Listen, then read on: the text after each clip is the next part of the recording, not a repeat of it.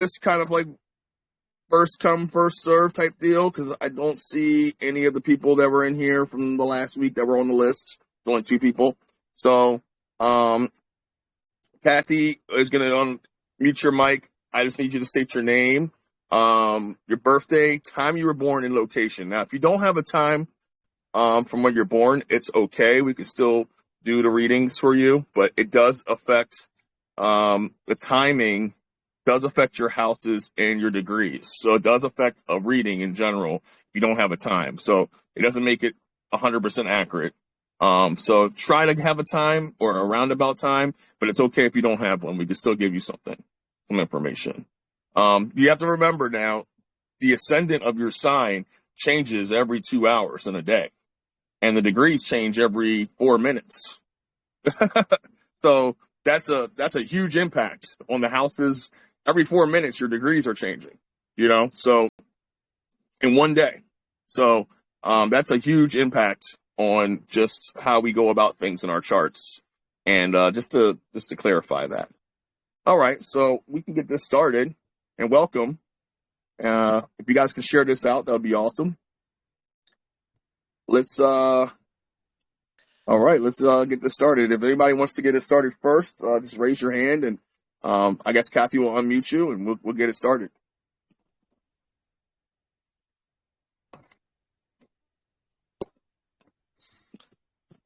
All right. Hi, hello. Thank you so much. Hello. Hi, my name is Moy. Hi, Moy. How are you? I'm doing good. I just woke up from nap and I can't keep my eyes open for some reason. Okay. Could you tell me what's your birthday, time you were born, and location? If you don't want to share it on here, you can yes, you can DM it to me. Yes, sir. My birthday is December 30th, 1971. Time I don't remember because my mom have 10 kids, so she said she doesn't remember what time. Okay. And do you know what location? Vietnam. You said where? Vietnam. What city in Vietnam? Do you know? Hải Dương, Vietnam. Okay. 1 second. And Moy, would you like an oracle card, a tarot reading, or would you like a Reiki session while he's doing his reading for you? I am new here, so I don't know whatever you think. Okay, I'll do a quick oracle card for you then. Okay. Thank you.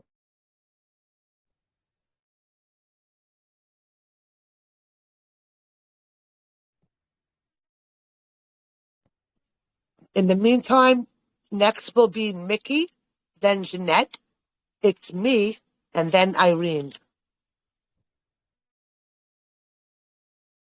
Okay.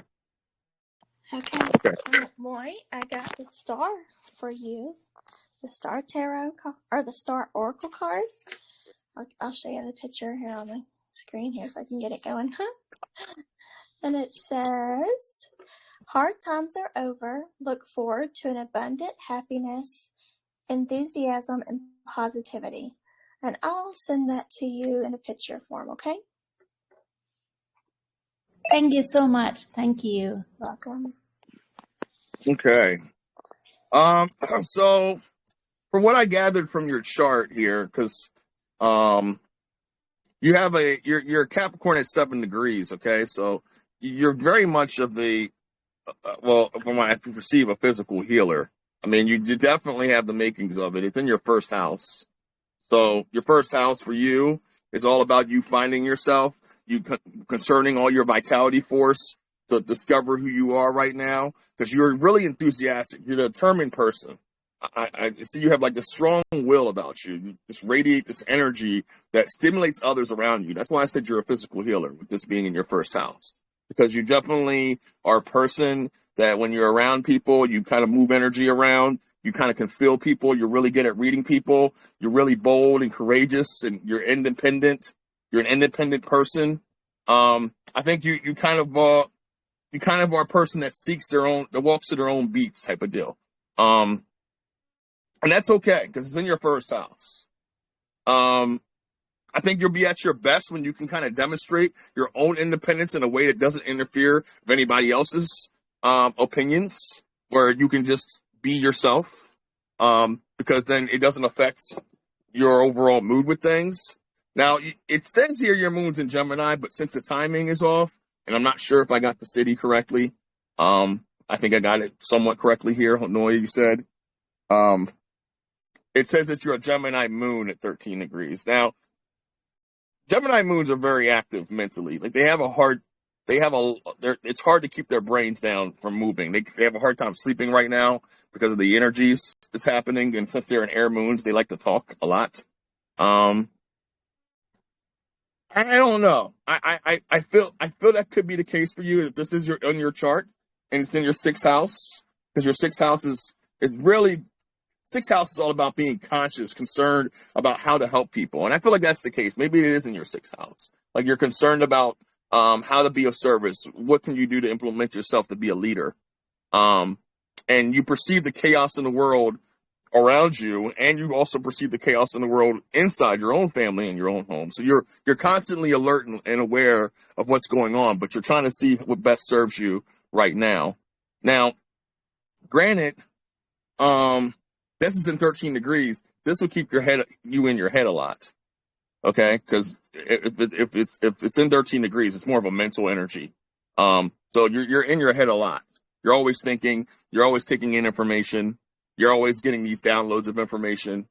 This can make you a little bit, psychic in the sense of just mentally being ahead of the game than most people, having this right in the middle of your chart like that. And in your sixth house. But I think you may feel a need to control your emotions with caution, because of your environment. So you can't necessarily be who you want to be depending on where you're at. That's the sixth house. They're really hyper aware. You're very aware of your need to be of service to people, but your environment kind of restricts you from wanting to be of service because of where you are. Now, if you're in an environment that's more serene for you, then you're able to kind of fully immerse yourself and kind of step up your mindset to be a leader naturally. I think you work hard and you can be very demanding and critical of yourself. So you have to take it easy and love yourself a little more, because that's the sixth house. The sixth house kind of sets the bar for an individual, and they can be really critical of themselves, being it's in your sixth house, and especially in your moon sign. That's your emotional side. So just be easy on yourself. The universe knows that you want to take that step forward and figure out things for you. And you may at times think that people work as hard as you do, but they don't. You work very hard. I know, I can see that. You work very hard just in general.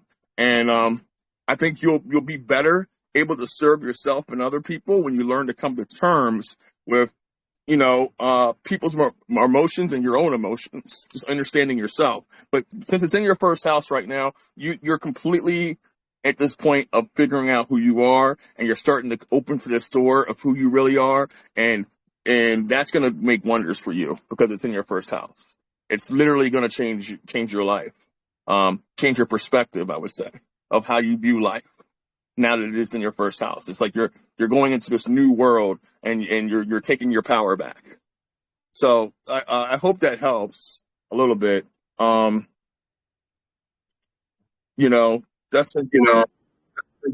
Expensive. Thank you so much. It's exactly what you say. Okay. That's me. Yeah. Thank you. Yeah. Thank Yeah. Your sun sign's conjuncted your ascendant. So because it's conjuncted the ascendant, it just tells me that you got a strong will. You're a generous person, because it's conjuncted, and you're very assertive. You're also very confident. Kind of like, because you're a Leo rising people. Leo rising people, they expect to be kind of the center of attention often, but they have great energy, courage, and honesty, and they're very proud people. So I feel that was within you. Just keep doing you, and know that the true light from within yourself comes from you first. And I feel like once you totally embrace that, you're gonna discover this person inside yourself that you never seen before. This leader that's always been within you. So, blessings to you. Thank you. Thank you so much for both of you. Thank you. You're welcome. Thank you. Next, Okay. we have Mickey. Mickey, what's going on, girl? Hey, beautiful family. Oh, I'm good. What's up, brother? I'm I'm doing excited. good. It's good to hear you. Good to hear from you. And Hi, Um, Mickey. and Stace. I love you, girl. could Love you. I get Mickey? Can you give me your birthday, time you're born, and location again? Okay, 7/11 Mhm. 68. Born at 12:03 p.m. Jacksonville, Florida. Okay. Yeah, Jacksonville, Florida. All right. Cool. Give me a second here. Let me look up your chart while we're going through this. Sure. Mickey, I was going to ask you, but I was getting that you needed Reiki. Yeah, Is we'll that? do that. I'll get with you on that. But can you do an oracle card? I can. I will pick which oracle card you need. Hang on just a second here.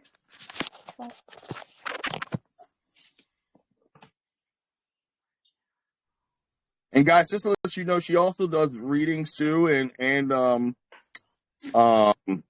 Reiki sessions as well. So if you want a private session from her, please DM her. She's really good, and I think that's why she's certified Reiki master of this. And there's just some souls that's here that naturally have a conduit for spiritual work. Like there's a calling for them. So, and I believe Stacey's one of them. And if I can just say, so people know too, I personally have had sessions with her, and they are absolutely amazing. So I highly recommend them. Oh, Thank you, Mickey. Oh, you're beautiful. I feel So fantastic after, so it's amazing. you got the abundance card, which I love that. It says, Yes, you will. Thank it you. says, lucky times are ahead of you, along with good news, success, and prosperity. Oh, Yeah. So the abundance card means what it says. So you're attracting, abundance in every way. So that's awesome. oh, I love it. Thank you, Stace. I'll send you a picture of the card too, Mickey. Thank you. You're welcome. okay. Let me see here. Where we at here? Okay. Wow. Let's see. Man, Vicky, you are. I remember now. You are a spiritual. You're definitely a spiritual healer. I remember reading your chart before, and I had to look at your houses because I didn't remember looking at your houses. You're definitely a spiritual healer. I would say more spiritual healer than a physical mental healer because some of your alignments are in that range of between physical and mental. So it's like a combination of both. You kind of are a physical healer with your presence. You can kind of read people very well, but I feel like you have a lot of spiritual energy. Like you were meant, angelic energy. Like you were meant to come down here. Your sun sign's in its 10th house. Wow.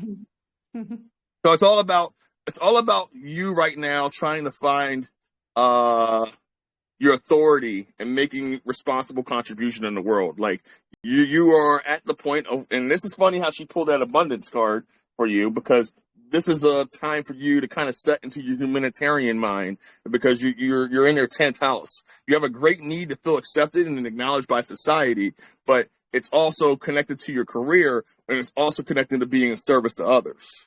I think this can make you enjoy the idea of being known and famous, but it's more or less for you a feeling of honor, nobility, leadership, taking responsibility, and helping others. And I think you feel more comfortable behind like an organization or something where you can kind of assist and help people from a distance and still get the benefits of being a direct contact type of deal. I feel like it also has a connection to the mother side because the 10th house is all about closely identifying ourselves with our mother or opposite sex parent, taking their goals and priorities as our own most of the time.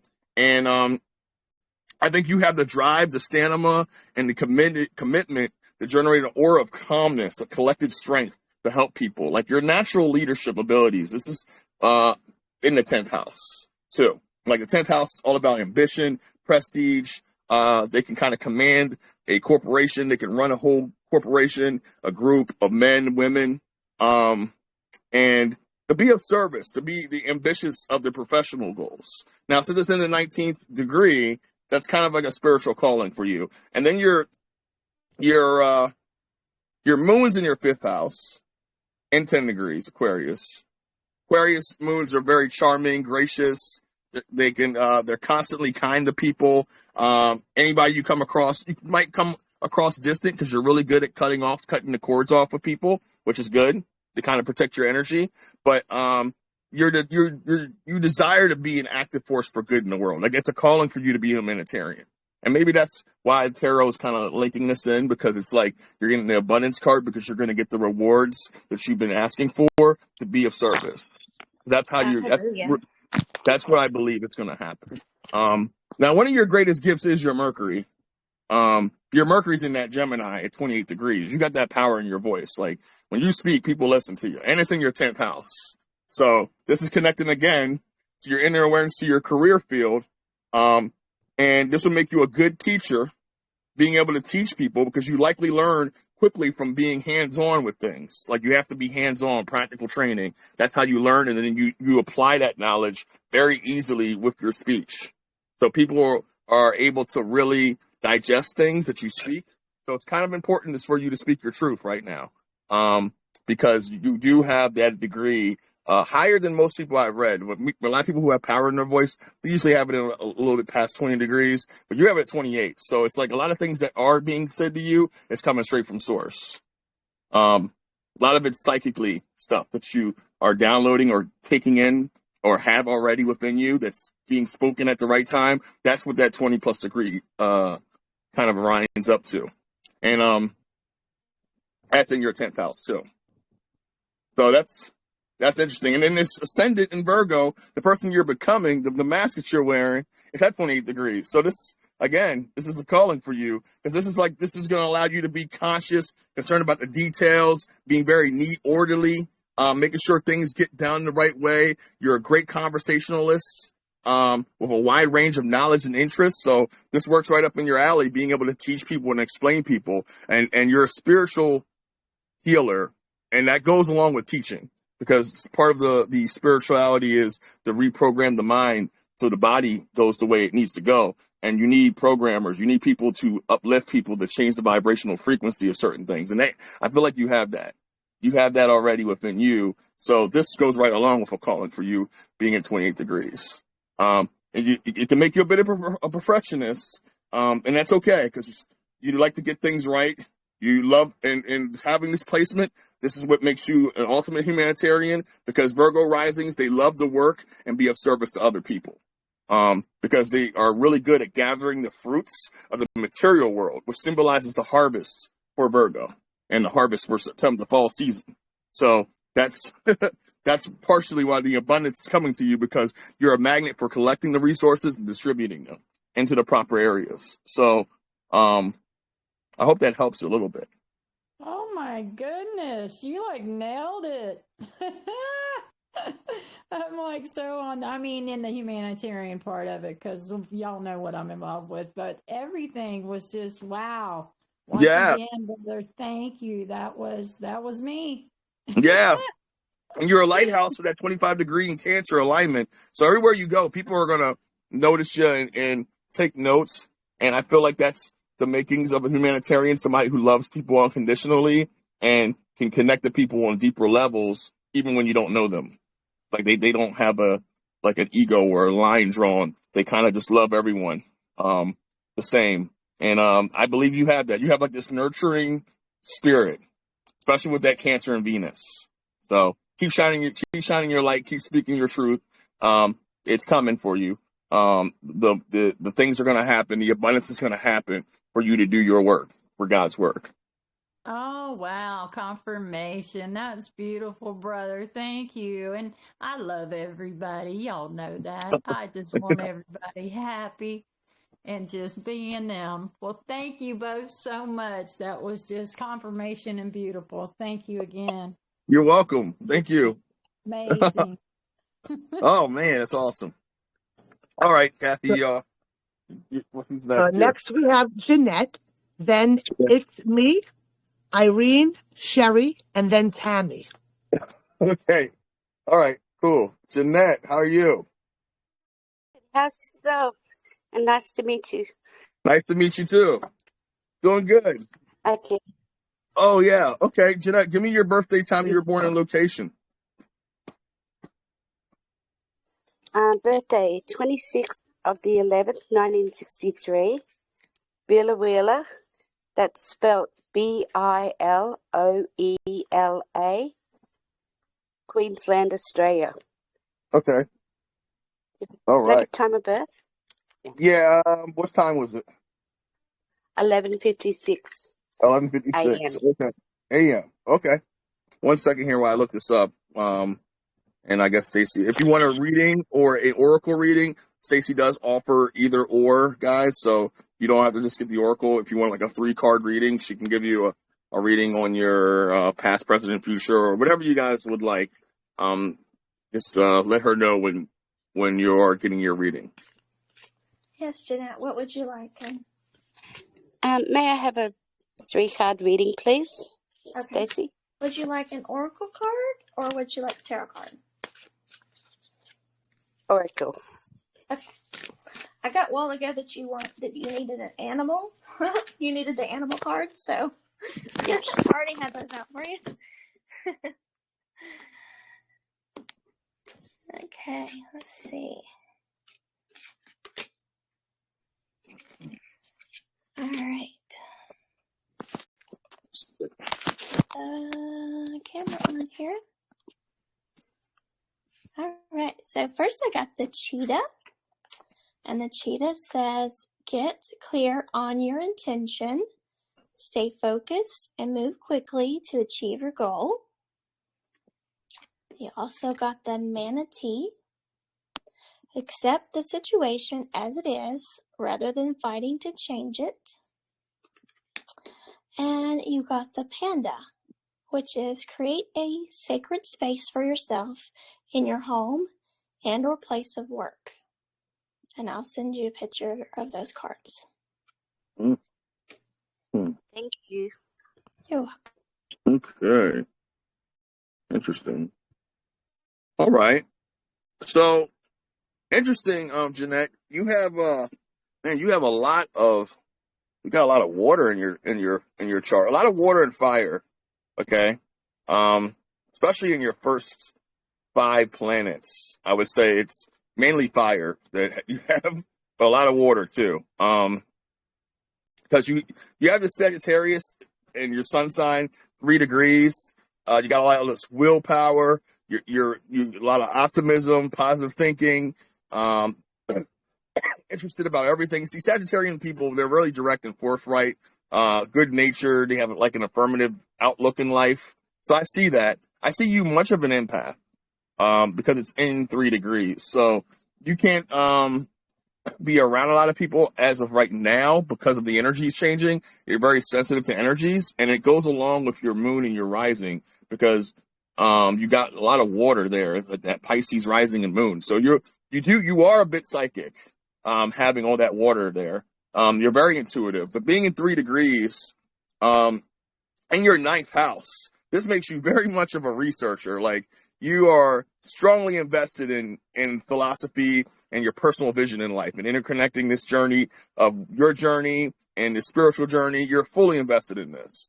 I think you're also aware of your higher awareness in life, and that life has a bunch of puzzle pieces that you're able to kind of collect and put together and make your own picture. Because that's what the 9th house is about. It's about connecting with higher consciousness, these philosophies of life, making it make sense, and going out on your own journey and kind of discovering this world and these cultures and everything.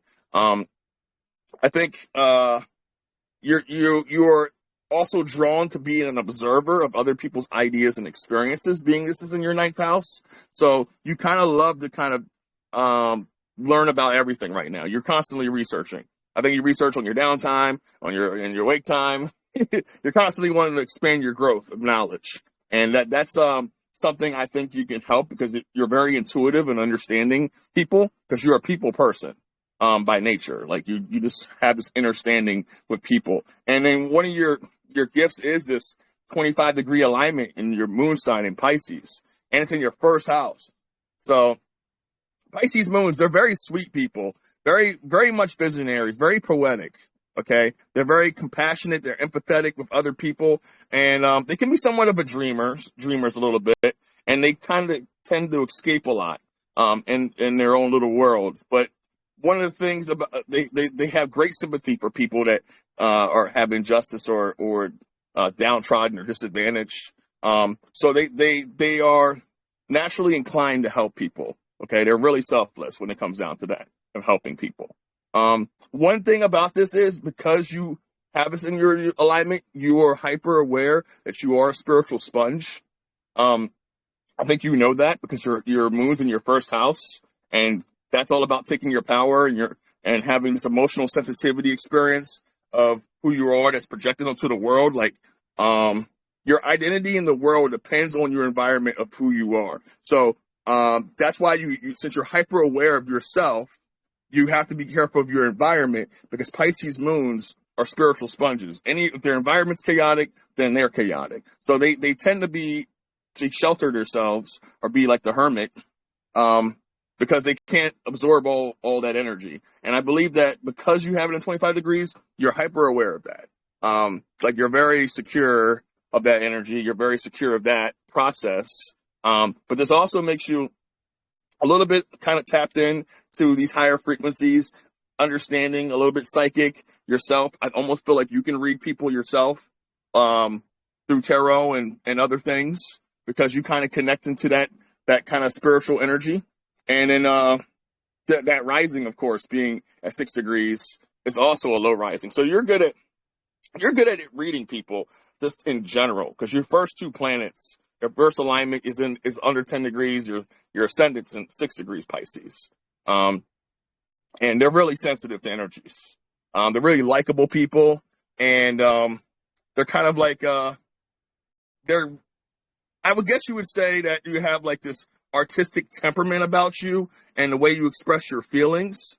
And you can be strong when necessary with things, but Pisces rising people have a hard time making decisions, because they kind of see things on both ends, and then they kind of care for people so much that they don't want to kind of shake anything from the cart. So I think at your best, though, you're a truly compassionate person that operates at a level of service, of love, and understanding for mankind. And that's probably one of your gifts, is healing people that way, because you intuitively kind of know when to do that and when to insert yourself.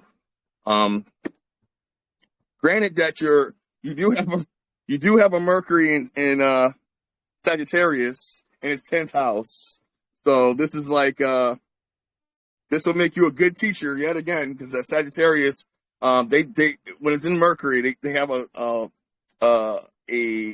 it's like about being idealistic mentally, and sometimes they're kind of a little bit scattered everywhere on their thought process, but they visualize grand possibilities and things and perceptions. So they're really good at directing their thought of expression of what exactly is on their mind. And because you keep it kind of like that, you don't sugarcoat anything. This will make it great for you to be a teacher, being it's in your 10th house. Because 10th house is all about your inner awareness, your career, your personal, professional ambitions in the world.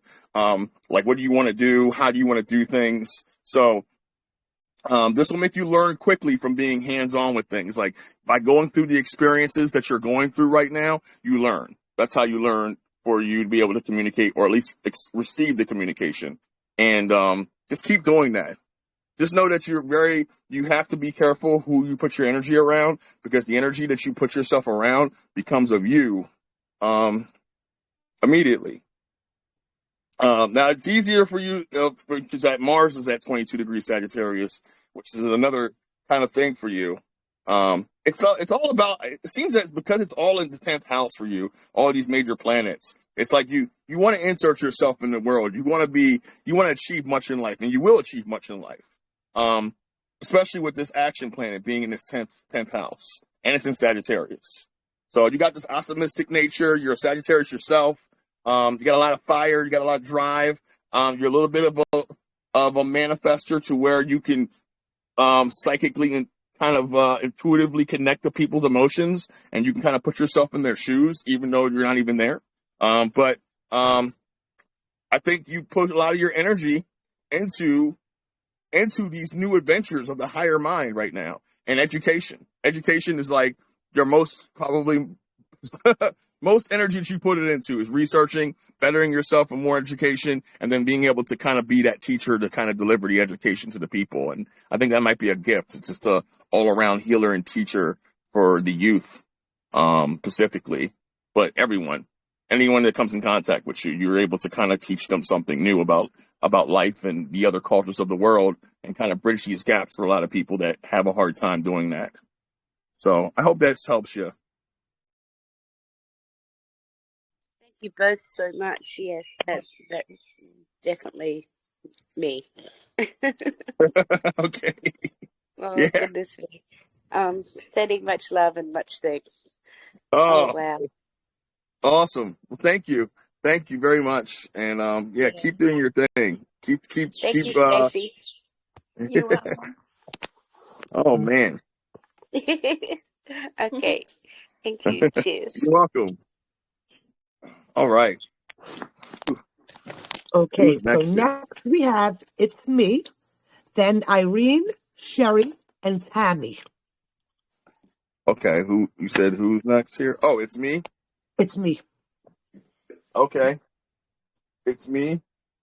How are you doing today? Hey, All right. So I just need your birthday, time you were born, and location. hey, my name is Syed Al Faisal Hussain and I was born on 16th January 1999. Okay. And what time were you born and where were you born? I can't tell you exactly, but as far as I recall, my mom said it is somewhere like 4 or 5 p.m. 4 or 5 a.m. Okay. That's cool. 4 a.m. I'm gonna put 4 a.m. down. And where were you born? What city and country? I was born in Bangladesh, Bangladesh? and I want Okay. to, yes, Okay. Bangladesh, and I want to tell you something like presently I'm feeling like in my life every big decisions that I take, my family like they are like they have the right to say this is right or wrong. And I feel like if I follow them, inside me uh, I feel bad because it's my life, and if I follow my family in everything that I do, then I feel like I'm not following my life or I'm not serving myself. Mm-hmm. Even though sometimes I feel my family might be uh, a little right, a bit right, but I strongly feel inside that in my life I should be the one who makes the decision. Right. And yeah, I'm really confused and I don't know what to do. Okay. And actually, about my career, I don't know. I'm not Let, sure. let me ask you a question. Can I get the city? Do you know the city that you were born in? Can you let me know what that is?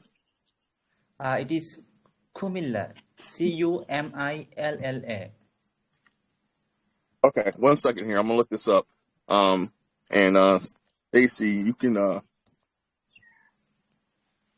over from here real quick while I do that. I'll So, answer some. Syed, would you like a tarot reading? Are you the one that contacted me earlier, or was that a different person?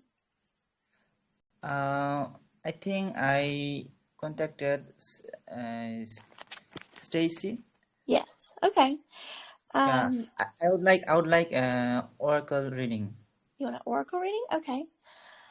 All right. Thank you. Let's see here. Okay. Let's see.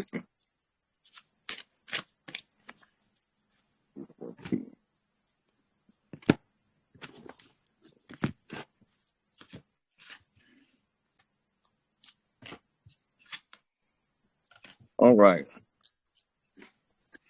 Mm-hmm. Stacy's going to do his oracle now. Yeah, hang on just a second. Yeah. You're good. I'm shuffling. Take your time. I'm just I know. I think you're supposed to get a tarot reading, actually. yeah. I think it would be better for him to get a tarot reading on this. I keep getting you're supposed to get a tarot reading, so. And by the way, say I feel like there's a calling for you, and I'll explain when she's done with your reading. But yeah, there's a reason why you feel that way, and there's a reason why you're placed in the family that you are in. So, go ahead, Stacey. I'm gonna draw. I'm gonna do some stuff like past, present, future. If you decide to go out on your own and make your own decisions, what would that look like in the past, what it looks like now, and what it would look like in the future if you decided to do that. Okay? Okay. Okay. Let me pull up the cards for you. You may have to go ahead and do that while I look at that, Brad. Okay. You want me to go? Oh. Yeah, go ahead and I'll do. Oh, okay. So, Saeed. Okay. So, I mean, you are a Capricorn, so the restriction for you is that you're very loyal with things, okay? Because you have your alignment's really high in the spirit, 25 degrees, okay? And it's in its 7th house. So the 7th house is all about partnership energy. You're gravitating towards where you want to be with your family, but not only that, you're kind of looking for probably your partner of your life right now. Your love, the woman, I would say the person, your counterpart, your soulmate.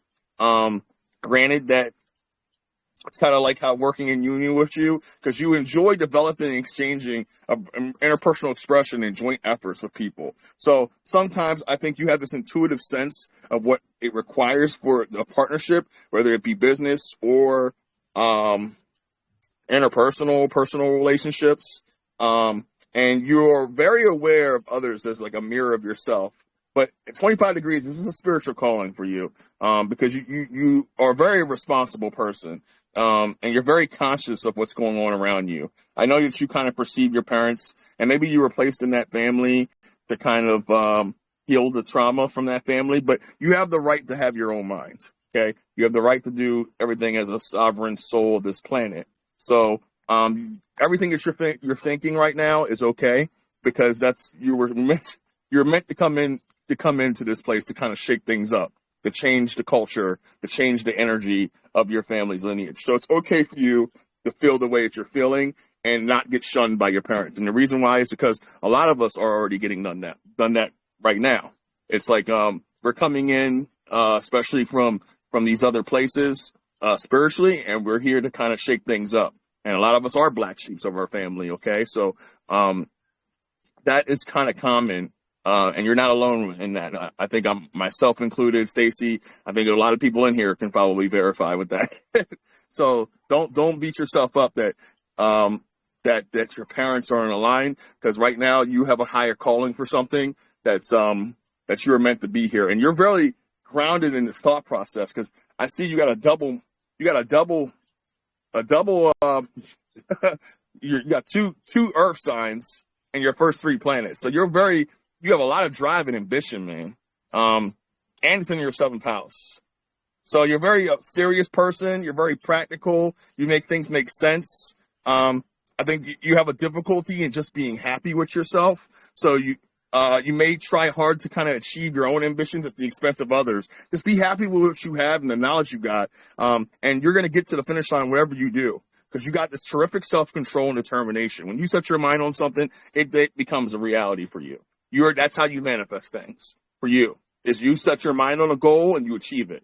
And that you don't let anybody stop you from doing that. So, I think this will create some subconscious fears for you to work through in order for you to become truly who you are and understanding other people. And you might have to work through those fears, but purge that trauma out. But it's in your 7th house. So you're very likely to be, you're probably very a popular person. Okay, you have a lot of friends. You have a lot of people that you associate with. Find that harmony within you, because I feel like you learn a lot about yourself through people, being it's in your 7th house and this is on your emotional side. So I think you're comfortable in harmony when you are in some form of intimate partnership with others who reflect your emotions back to you as a mirror. So you learn about yourself being around people. Okay. And I think you're learning about and yourself being around your parents.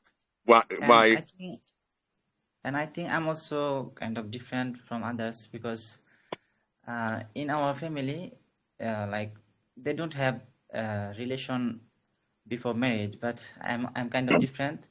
And yeah. actually I am having a relationship with a girl from Kenya. With our relation is for 8 years till today, and I want to marry her. Yeah, Okay. Well, that's I what want to it's marry her. about for you, is you're trying to find that it's all about marriage for you right now. You're aligning yourself to be in that position to get married, because it's the 7th house and you have it in your sun sign and your moon sign right now. So it's I like see. the universe is telling you to settle down, to get married, find that one that connects to you on a soul level. And I believe you will, because it's in your 7th house. Like, it's like a mission of yours, to be with this person. Also, And every time I see like my family try to stop me or hold back, but I always find my uh, I can say soulmate, because I feel like I believe uh she always supports me, and even though she is a girl, but I feel like strongly she is like woman, like not a girl. I mean, understandable, knowledgeable. So she always supports me.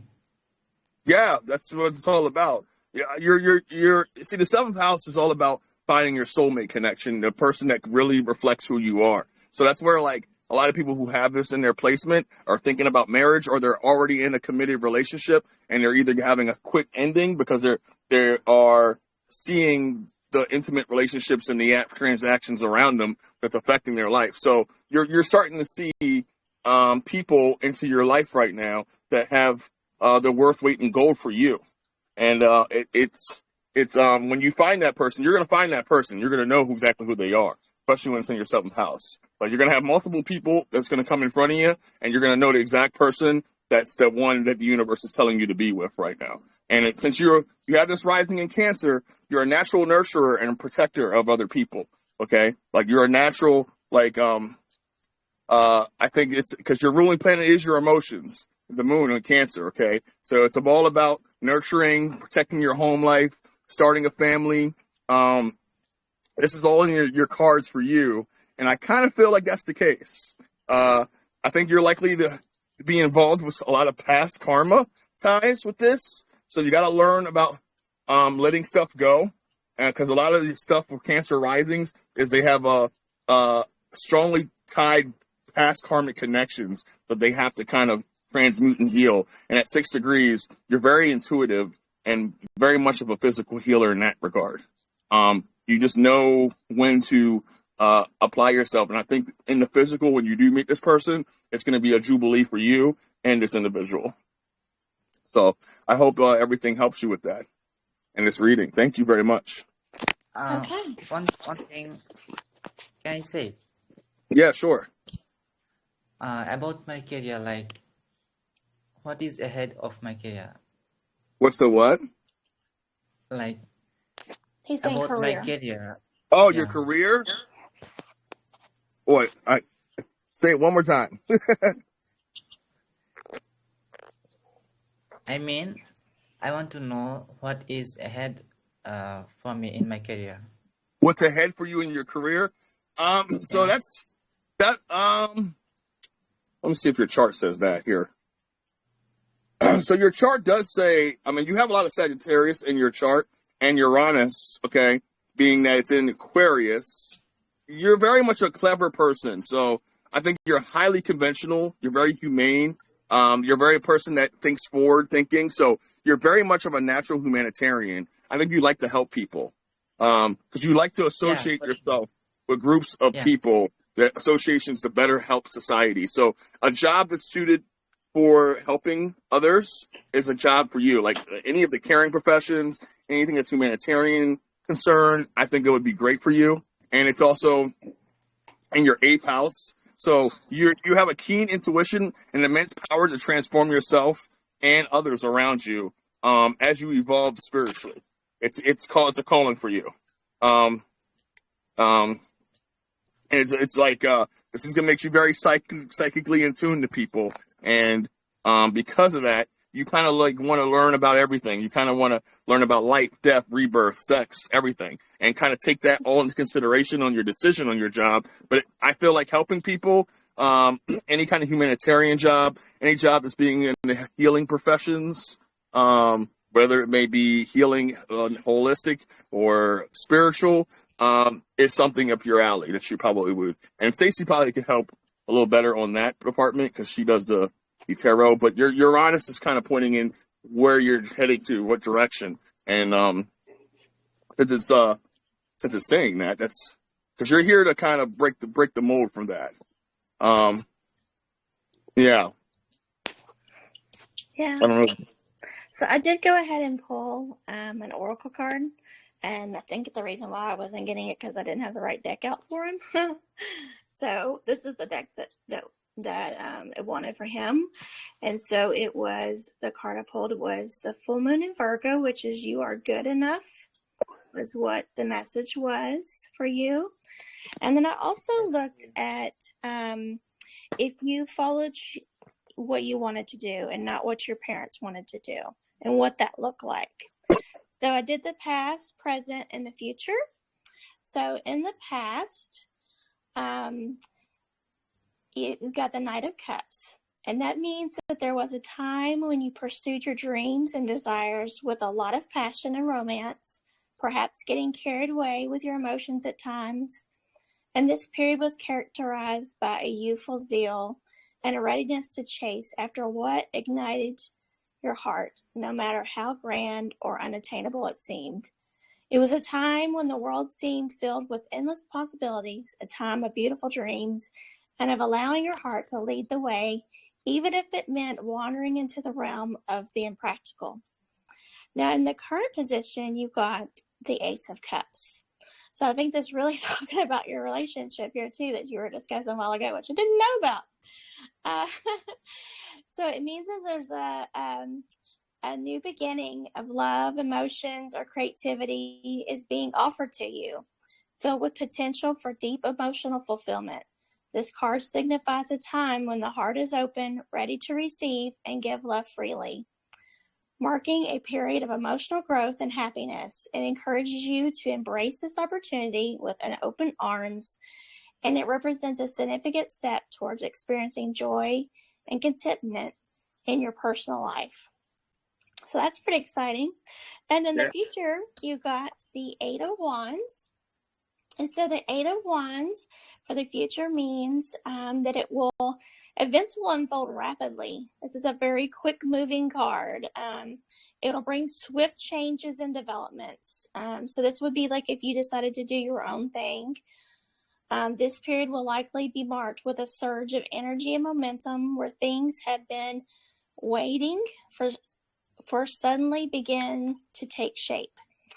Embrace this dynamic energy, ensuring that you remain grounded as you navigate through the fast-paced transformations. Make the most out of the situation presenting themselves. So it's going to be a lot of fast-moving events going on.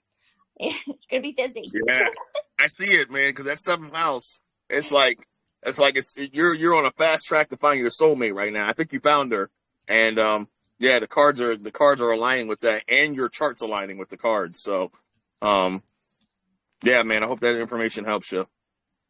And then I'll send you a I picture. love you guys. I love you guys. Thank you, man. Thank you, Saeed. Thank you so Appreciate much. you. Thank you so much. Yeah, guys, if you guys want a reading, just make sure when you come up, for all the people that just joined, that you have your birthday, time you were born, location. If you don't have a time, it's okay. But try to get close to a time so it makes the reading more accurate. And if you would like a healing session from Stacy or a reading, her readings are really good. So I suggest you get the reading, but her healing sessions are great too. So, and if you want a private session from one of us, just DM us. The private sessions are a lot more engaged, a lot more information. We go through all your different past questions. I think I go through all your whole natal chart and your galactic chart, which kind of signifies the where your soul has connected to, what soul group you're connected to, why you are who you are around certain individuals, and what separates you from that. So I thank you all for being here, and I guess let's go to the next one here. Kathy, I don't know who's next, but Okay. Next we have Irene. Then there's okay. Sherry, Tammy, Tyler, and then Kate is last. Okay. All right, Kate's the last one. Okay. Yeah, I think after Kate, we'll probably be at the 7:30 mark. So, or a little bit afterwards. It's okay if we go after that, but we'll wrap it up there. It'll be quite a few people. All right, Irene. Well, welcome. Hi. Can I get your birthday, time you were born, and location? Oh, sure. Birth date is December the 1st, 1956. Location was Toronto, Canada, and the time is 2 p.m. in the afternoon. Okay. Oh, awesome birthday. You got the same birthday as me. Oh, really? Very Yeah. nice. Okay. Oh, you do that. Irene, would you like a fortune card or an oracle card? Oh, well, I'm very new to all of this. Frankly, I've been preparing for the ascension, to tell you the truth, the last number of years. So I would love to just know more, an oracle card or a reading of sorts. Great. Okay. Let me pull. I was getting that you needed a fortune card a while ago. Oh, yeah? I was trying to That's do true. That actually, financially, I'm in a little bit of trouble right now. Uh-oh. Well, hopefully we'll get a good card. Let's see what I get here. That Wheel of Fortune's awesome. Irene.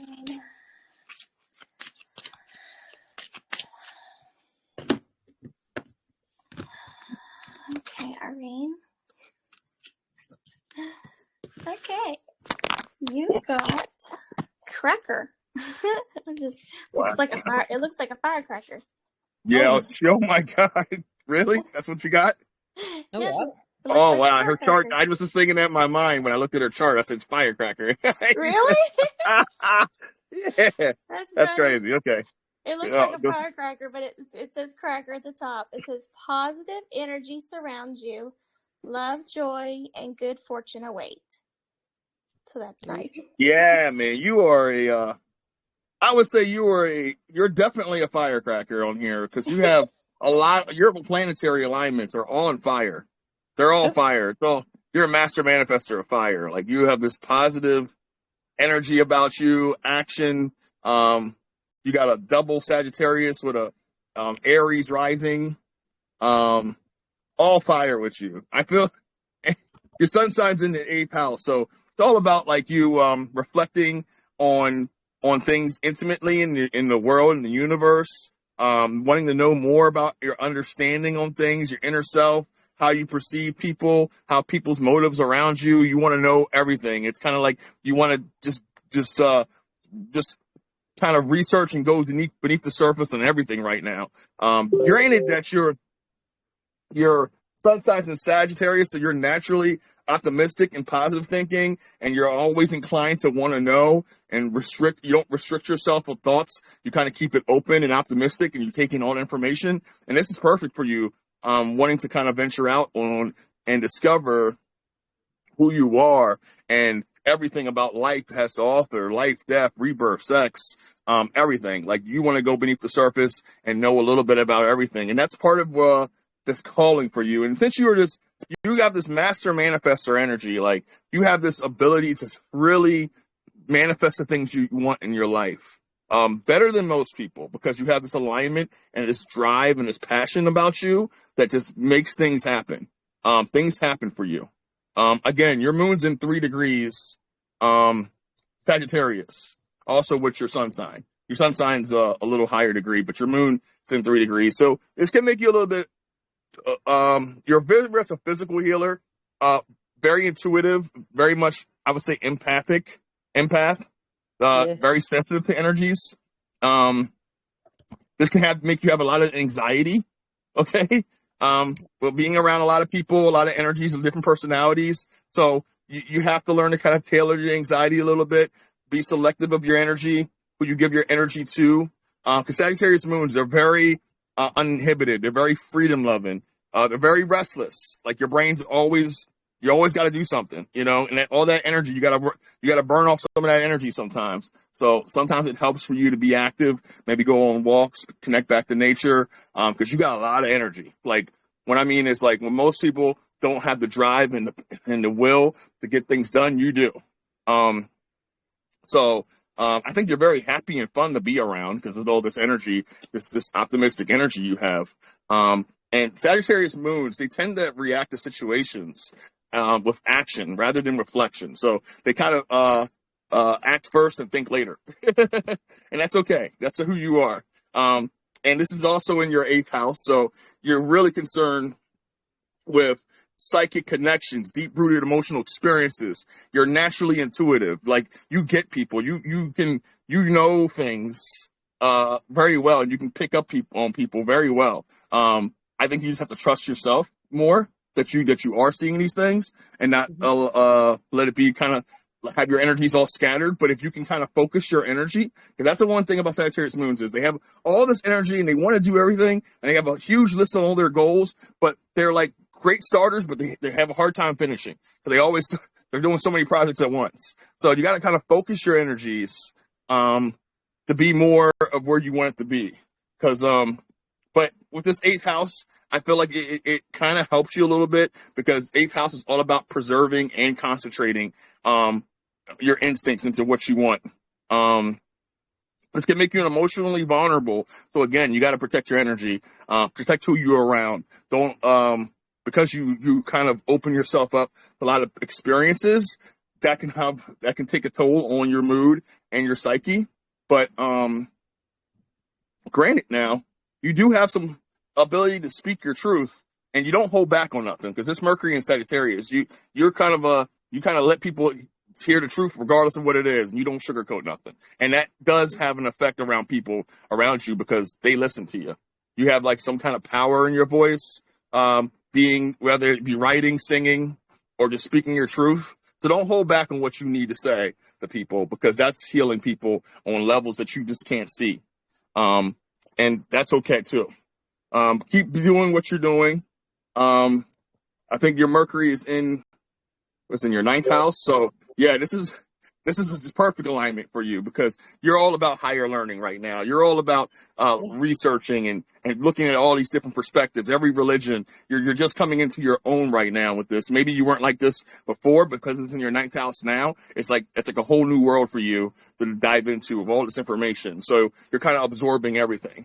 And you're going to have a wide range of studies of everything from reading and traveling awaiting for you.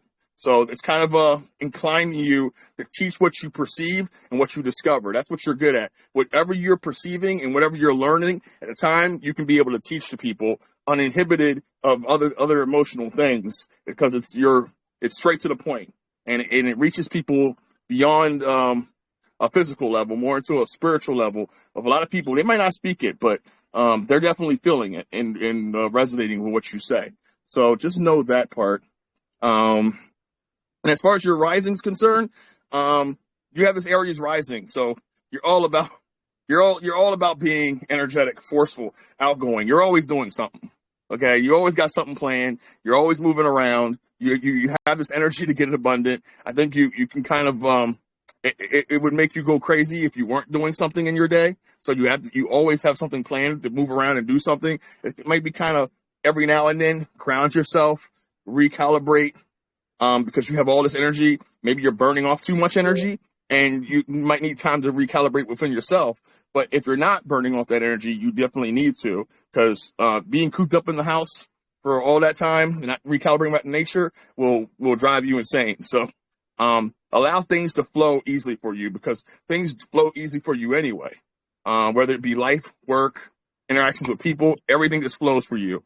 And since this planet, your ascendant, is connected to Mars, which is about action, this makes you a better starter than a finisher. So, like, again, you go into projects gung ho, and most of the time you knock these projects out because you have all this energy and passion and drive to get these projects done.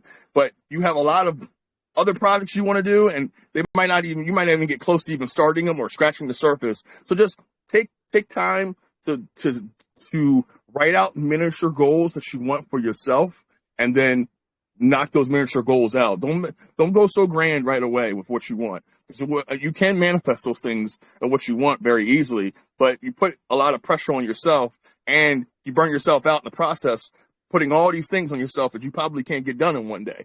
So just go knock out little goals for yourself, little small achievements, and then they become bigger mountains and bigger goals as you go on. And just know that. And self-discipline is important for you to kind of save your energy more constructively. Just be wise on how you spend your energy. You got a reservoir of abundant energy, and you might kind of put it into wrong places or use it in wrong ways. So just be more aware of how you have all this abundant energy to help people more constructively. Because when you do, you're going to be able to change things in your life instantly. You're one of those people that it's an instant manifester of things, instant changes. So I hope that helps with you. And blessings. Thank you. Listen, you're right on with everything as far as I'm concerned. Honestly, it's quite astonishing because, and really about in the last year, I'm feeling a physical change, right? With the ascension coming. My numbers are 7 and 11. I don't know where I'm from or if I volunteered to come here, but I feel very strongly about what's happening. And you're right. I've been researching for my whole life, looking for answers. You have. Well, you have these other callings in your planets. It's 27 degrees in your Mars, and your Jupiter's a calling. So you're supposed to be down here researching all this information, and your consciousness is expanded so much because of the alignments in your other planets. So just know that, like, this is a time for action for you, and you're coming into your own.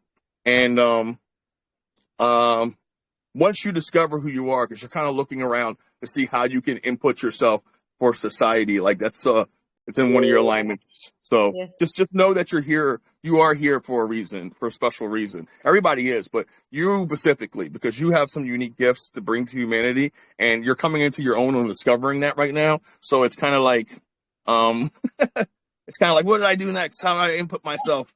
And exactly, what do I do next? Exactly. Yeah, I can see that. Well, keep doing what you're doing. I would say that.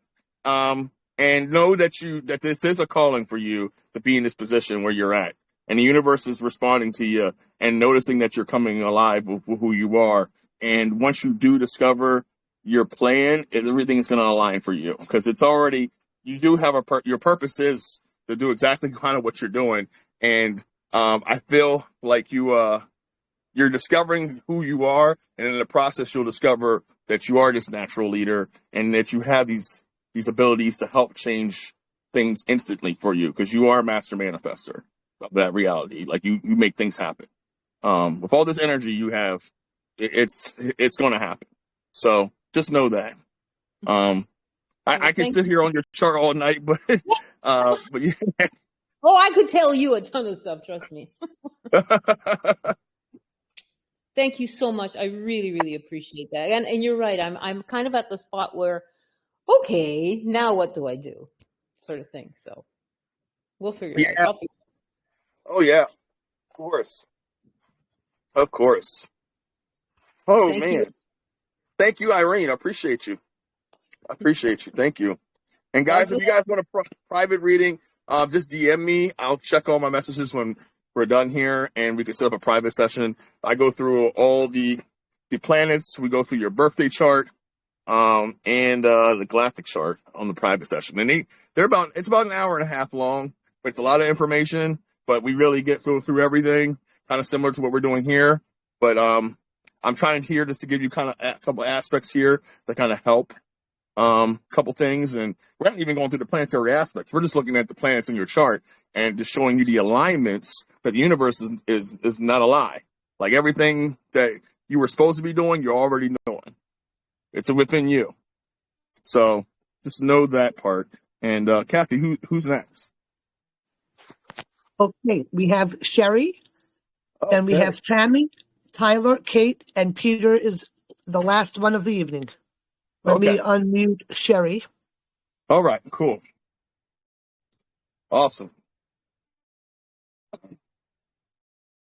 Hello, Sherry. Let me see. Sherry, hit your mic green so you could speak. Oh, okay. Hi, everyone. Hi. How are you? I'm wonderful. How are you? I'm doing great. Doing awesome. Great. Nice to meet you. Nice to meet you. Thank you for doing this. You're welcome. Can I get your birthday, time you were born, and location? Yeah, it's October 15th, 1970, 12:07 p.m. in Dayton, Ohio. Okay. Awesome. And I'm look this up real quick. I'm not sure if Stacy wants to. Let's see here. Yeah, Sherry. Did you have anything that you were curious about? I just thought maybe you could just choose. I'd let you choose whichever one you feel. Okay. I was getting earlier that you would need a fortune card. So Okay. let me pull that one out for you. Hang on a second.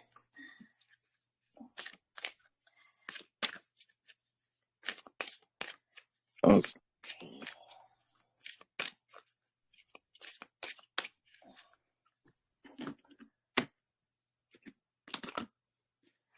Okay. You got Unity. And it says, a time of divine understanding, renewal, peace, and hope. You're radiant and attract great love. It says you radiate and attract great love. It's hard to read through the phone. I'll send you a picture. That's awesome. Yeah. I try. Okay. Yeah, Sherry, you're an all-around healer. Like you have a little bit of abilities from everything. I think you're a physical healer, you're a mental healer, and a spiritual healer. You have a little bit. I call them all-around healers when they can kind of do a little bit of everything. They're kind of psychic. They have a lot of dream recall, oracle recall. They're physical healers. You have a little bit of everything. Yeah. Yeah, your sun signs in 21 degrees Libra. So you're very much spiritually called. You're very psychic. I think you've always viewed your life spiritually on a different level playing field than everyone else around you. Since your ruling planet is Venus, it's all about harmony and balance for you, especially in relationships and friendships and things like that. You're probably known for having good taste, elegance, and charm in your life. Having this in your 10th house makes you really concentrated on authority and making a responsible contribution to the world. Like you want to make your mark on this world, whether it be through prestige or ambition. I think it's similar to you may feel yourself to be an ambitious person seeking a position of honor or leadership or nobility in your profession, and you're kind of heavily into your profession right now. And maybe it might be a calling for you to be of service to others because you naturally want to. It's like something that you're good at connecting with people. Yeah. And you may feel more comfortable being behind a title or a desk or a mask that when you're directly showing yourself to others, it's not in knocking too many apples off the cart, and you can kind of still be of service. But it's kind of like you have this recognition to want to succeed in anything that you put your energy into. It's like this drive, and wherever it is, and it's like your profession. And this also might lean to you might even wanting to change your profession or what you're in. Like you don't feel like it's being of service to you now, or maybe you're finding something to be of service. That's what the 10th house is all about. It's like your prestige and your ambition into this world. And this is a calling for you right now at this point, for you to come into the grips of this and to be of service, to step up and take the lead of in your community and to help people. And maybe this is what Yeah. it is. Maybe you might be you might be that humanitarian person to get these rewards, to be of service. With that, your moon sign is in Taurus, and you're very good with money, very good with other people's money. I was saying, Yeah. Better with theirs than mine. yeah, right. You're right. You're very, very security centered in the material world. Like, people trust you with their money, and you're very much good at delivering funds that way. I think you you possess powerful emotions, and you're a real charming, good-natured person. The material world can be an importance for you. So it makes you feel comfortable to be around nice things and the earth, and that's probably how your home is set up. It's a vibe in itself. But Yeah. you are also a very practical person, making things make sense. So, and you naturally intuitively do this. So this is kind of like your intuitive gift of senses. Like, you can intuitively feel people, and you're very sensitive to this energy because you're close to 0 degrees. So you are an empath too in your emotional side. And it's in your 5th house. So this is like, you feel this need to express your emotions in dramatic ways, and you may feel the need to be seen or witnessed in order to feel connected with other people. Like, feel like people need to hear what you have to say right now. I think you enjoy amusing others, and you're drawn to places where people kind of take holiday or refuge, like beautiful surroundings. Nature is like a perfect equalizer for you. Just being out in nature to kind of recharges you, realives you, gives you that energy, that balance, and allows you to think a lot clearly. So I would definitely do that a lot more. But you have this need to be surrounded by people who enjoy being your audience and who value your self-expression and the way to how you explain things. And maybe it's good for you to be around people that maybe starting up your own channel and putting out your own thoughts with things on how things are. That's like, I'm a Reiki master, and I've been getting into sound and vibrational healing with like oils and just the whole thing. And I've been kind of scared to do a channel. I've been putting things out on TikTok. I've been doing a little bit here and there, but I really haven't pushed myself that hard. But yeah, I do have a lot of people that come to me for the healings. Yeah, you definitely need to, because you are a healer. Like, you have a well balance in everything, spiritually, mentally, physically. So yeah, I could definitely see you as a Reiki healer and a spiritual healer, ascension coach. All that, like, you mark all the boxes, and it's maybe a calling for you to do that. Yeah. Yeah. I post things, and then people are like, "Thank you so much. You make me feel so much better about this crazy world."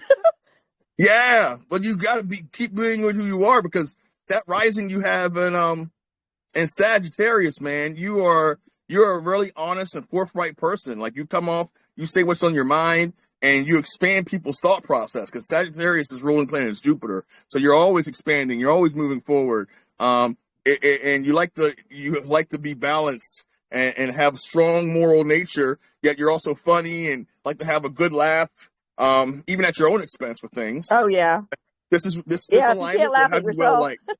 Yeah. This alignment will have you well liked by people. So maybe it's a calling for you to start your own channel and to put yourself out there, because you're going to be well liked, you're going to be well received, and you're going to be helping people at the same time. Like, you're like an all around connection for people to kind of find their self. And I feel like this is like, since you kind of like to do everything, you're really generous and easygoing, and you're curious about the world. This is like a thing for you to go at it. Like, let's see here. Your Mercury's in Libra, 10th house. So yeah, this is like I think you're a great speaker, diplomatic speaker that's able to see both sides. You're very fair. Yeah. You're very balanced. It's in your 10th house. So this is like you're finding it's like your professional ambitions in the world and connection of your inner awareness in your career right now. It's kind of like you want to change your career and being something more fulfilling for yourself and being of service. So maybe it's a calling for you to do this and to go fully on and start being this healer coach individual that you are, embracing that starting your own channel and branching out. I know it's kind of scary because you probably had never done it before, but I'm telling you, once you do it, it's going to be like a light bulb's going to go off. It's going to change everything in your life. And you're going to be changing a lot of people's lives in the process because you're a good teacher. Well, thank you. I feel that now. It's just, as far as like stepping out like 100% with it, I still need that income coming in. So it's just one of those balance things right now. It's like, yeah. But Maybe that's where my do heart is. little bits every time. Like start with start with just dedicating like an hour out of your weekend or something to putting something together, and then slowly introduce yourself to it. So when it starts building up for you, but I feel like once you fully commit yourself to it, it's gonna seem like you're not swimming right away, but then you're gonna start floating. You're gonna start swimming. Things are gonna progressivily change because you have that ability to do that, and because of this Libra perfectionist thing you have, you're gonna dial it into where you want it right away. So don't be afraid to step out the box for you here. The universe is kind of directing me to tell you that like this is one of your callings to be this, and when you finally do make that jump, it's gonna change a lot of things for you. Okay. All right. Well, maybe that's why I was drawn to this tonight. So thank you. You're welcome. Thank you. That's awesome. Thank you. Thank you very much. Blessings to everyone. You're welcome. Thank you. Blessings to you. Thank you. Absolutely. All right. It's awesome. All right. So Kathy, who's next? And guys, if you guys want a private session with me or Stacy, just DM me. We're doing good so far. We got how many people we have left, Kathy? Tammy is next, and then 3 more: Tyler, Kate, and Peter. Okay. Tammy, what's going on? Oh, nothing. Just thought I'd stop in here and get a reading. Okay. Awesome. Let me get your birthday, time you were born, and location. Birth date is October 21st, 1960. The birth certificate does not show a time. Okay. I was born in Salamanca, New York. How do you spell that? Is it S-A? Salamanca. Okay. All right. Cool. 1 second here while I look your alignment up here. Okay. And Tammy, do you know if you would like a tarot reading, a Reiki session, or an oracle card? I'll let you decide that, hon. Okay. I was getting that you needed Reiki. Oh, great. And I asked if you didn't want Reiki, what kind of card you wanted. So I'll pull an animal card for you, and then I'll do a little mini Reiki session and give you some Reiki energy while he's giving you his reading, okay? Oh, wonderful. Okay. Let's see. Okay. This is so appropriate. It's kind of funny. It's funny, not funny. I live in Kentucky. And our state bird is the cardinal. But my business name is Cardinal Angel. And it says the polarities of your spiritual pursuits and physical pleasures are out of balance. So do whatever is necessary to bring them back into equilibrium. So this Reiki will help with that. Yeah. And I'll send you a picture of that card too. Thank you. Okay. So, Tammy. Yeah. Now, I did since it doesn't have the time, it isn't 100% accurate, but I'm going to try to get through some aspects for you here. So your sun sign is at 28 degrees, so you very much have a calling to be here. You're very psychic. I think you're very spiritually in tuned. Okay, like you just overall have this psychic connection about things. Since you don't have, let me see here. Hold on a second. Let me see if someone else here. Yeah, you're very psychic. So I would almost say that because it's in your first house, this is like you're finding out who you are. You're very enthusiastic and strong-willed, and you radiate this energy that stimulates others around you. You just attract people to you naturally. You're like a lighthouse with this. And keep doing that. Keep doing what you are, because you seek this freedom from being controlled by any governments or associations. You walk by your own beat. You're stepping into your own power right now, being it's in your first house. So that's kind of empowering, coming into this and coming into your own power and being this spiritually inclined, like this psychic. You're able to really perceive reality for what it is. And source, God's talking to you a lot through people, through your connections with everything, through your reality. Like, you're seeing things at a different level than most people. I've seen a lot of things. Yeah, I bet you have. I bet, and he's talking to you. God is talking to you every day. He's got you. Yeah. I bet you have a whole spiritual team that was working with you, because you have a high alignment. I would say you're more of a spiritual mental healer, but really spiritual. Like you were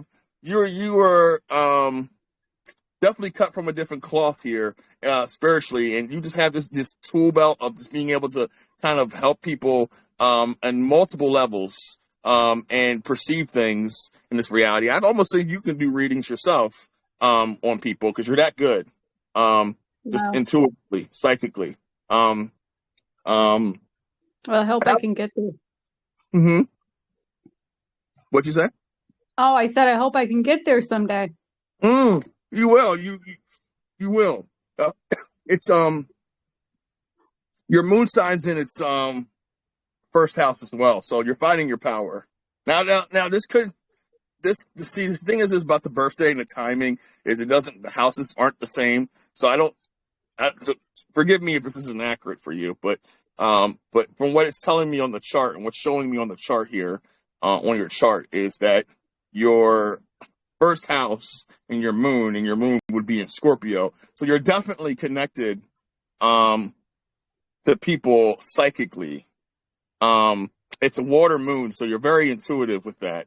You're very much good at finding people's motives, and you're real passionate in your response to life. I think your early home life may have been real difficult for you, because you kind of reacted especially strongly to emotionally charged situations, and it kind of changes your life in your adult life now. So that's really what's important to you. But you're an extremely loyal person. You like to be in control with things, or even dominant with people or your partner, only because of the control factor. Because when it's out of your control, it kind of makes you anxious. So you got to kind of learn to kind of allow things to flow for you, because and know that you have security in your life, which you do, because you have full command of your boundaries, your surroundings. But don't be critical of yourself or others around you, especially if they don't meet your expectations. Because that's a lot of the times we put expectations on people and they don't meet our expectations, and we are highly critical of them. Just go into it expecting things to flow with you, what the universe is, because the universe is flowing with you all the time, even when you might not think it is. So just know that. And you have this again, you have another rising in Libra. So yeah, you're very much a people person. I am a people person, but I've had to heal a lot of shadows. Yes, I believe so. And that's probably why you're here.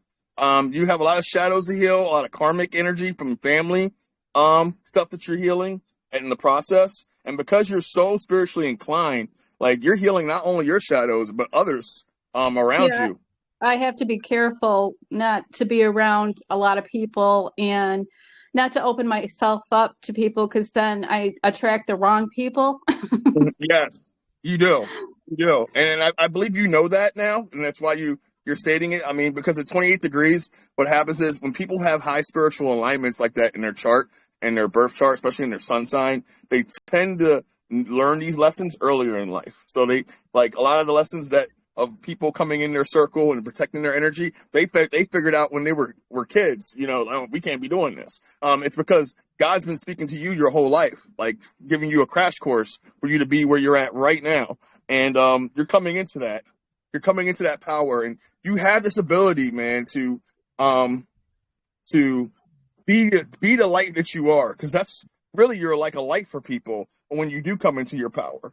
Um, um, I feel like you have this balance because you have this double Libra, which you can kind of make things happen, meaning be a people person, but you're really safeguarding your energy because you know that how people are and how energy works. And there's a lot of vampires out here that will take your life force. And maybe you might have been around a bunch of narcissists. I don't know, but you're really safeguarding that. Now you do have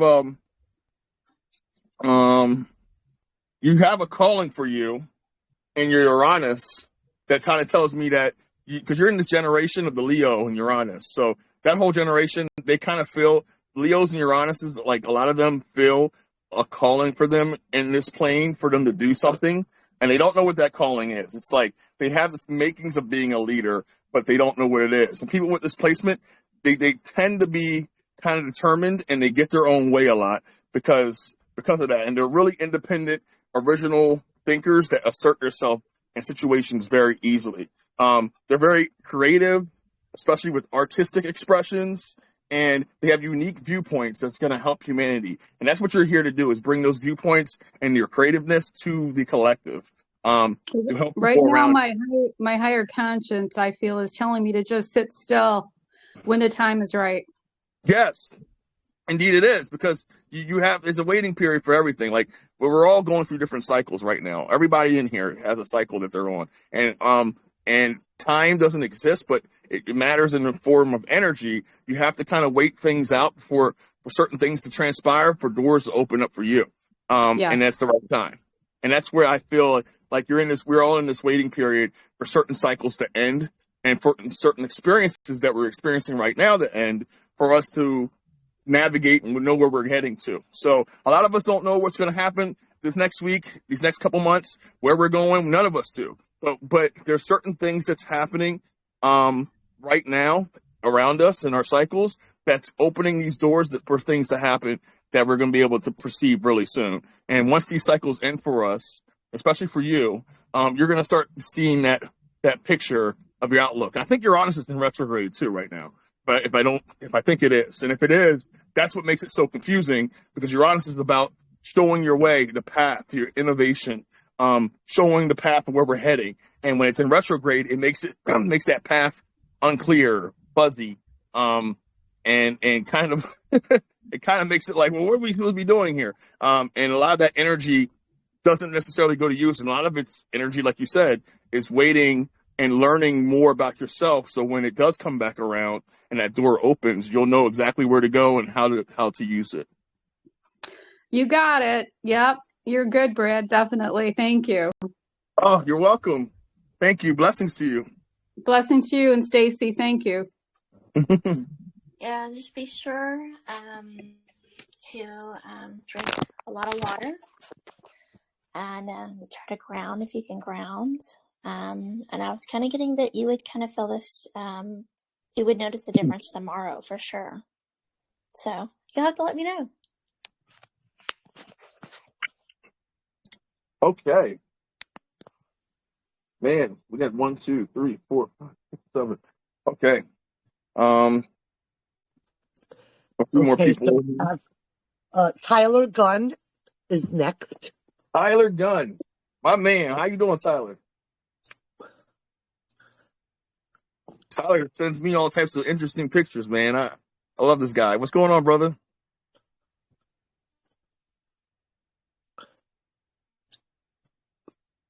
Tyler, press the button. It'll turn green to speak.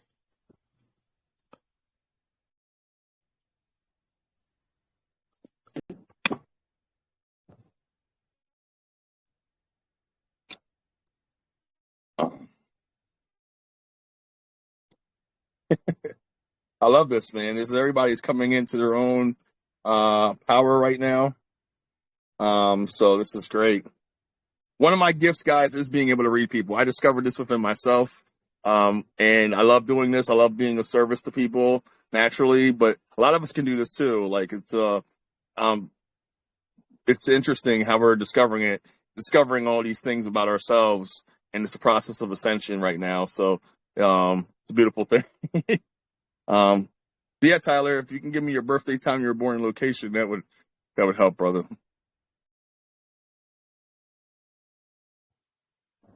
Maybe you might not be near the phone. Yeah, Tyler, if you see a blue button, you want to press the blue button and it will turn green and you can speak that.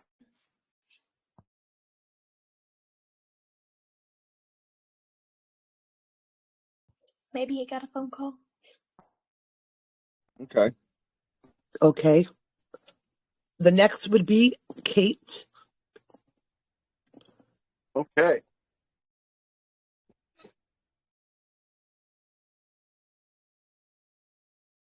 Hello, Kate. How are you?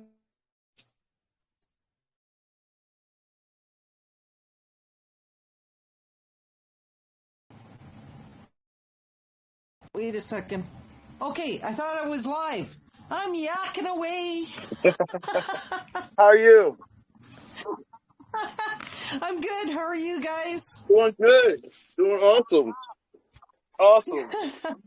Well, you Oh, sound man. like you're doing some pretty awesome readings there, Brad. That's fantastic, and I thank you very much. I didn't realize you were doing this online, and I bumped into it, and I thought, "Oh, this looks like fun." Yeah. Yeah.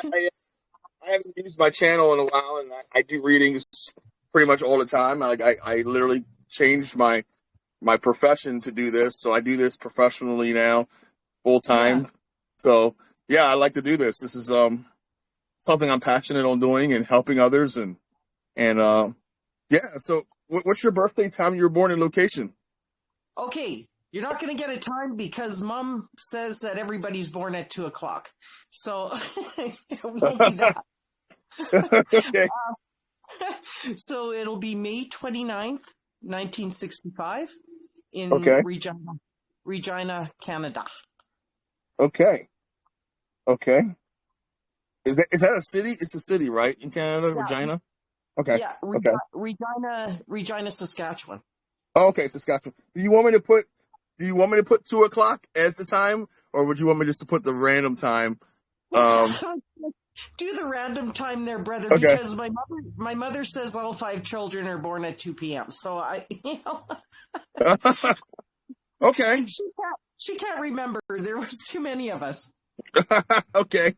Okay. Let me see here. And then, Kate, did you want an oracle card or tarot reading? Stacy, I'm gonna let you pick whatever you think I need. Okay. Today? Okay. Alrighty. Yeah, I was getting you needed tarot.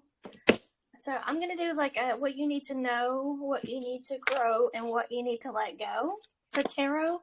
And I was also getting you needed this interesting tarot or oracle card deck that I haven't used for anybody yet tonight. So so let me pull that oracle card and then Did you say you were born on 65 or 69, Kate? 1965. Okay, Yeah. cool, perfect. May 29th. Yeah, perfect. Yeah, Perfect. JFK birthday. Oh, okay. Interesting. Yeah. Huh. Wow. Okay. Interesting. You should. Yeah, my name in gematria comes out to really interesting numbers there too. Yeah, I see, man. Interesting. Okay. Yeah, and it gave you 2 cards. I was trying to only pick one, and it gave you 2. So you got. I'll just show you the cards here in a second. I'll just send it to you a picture too. The word wants to be written.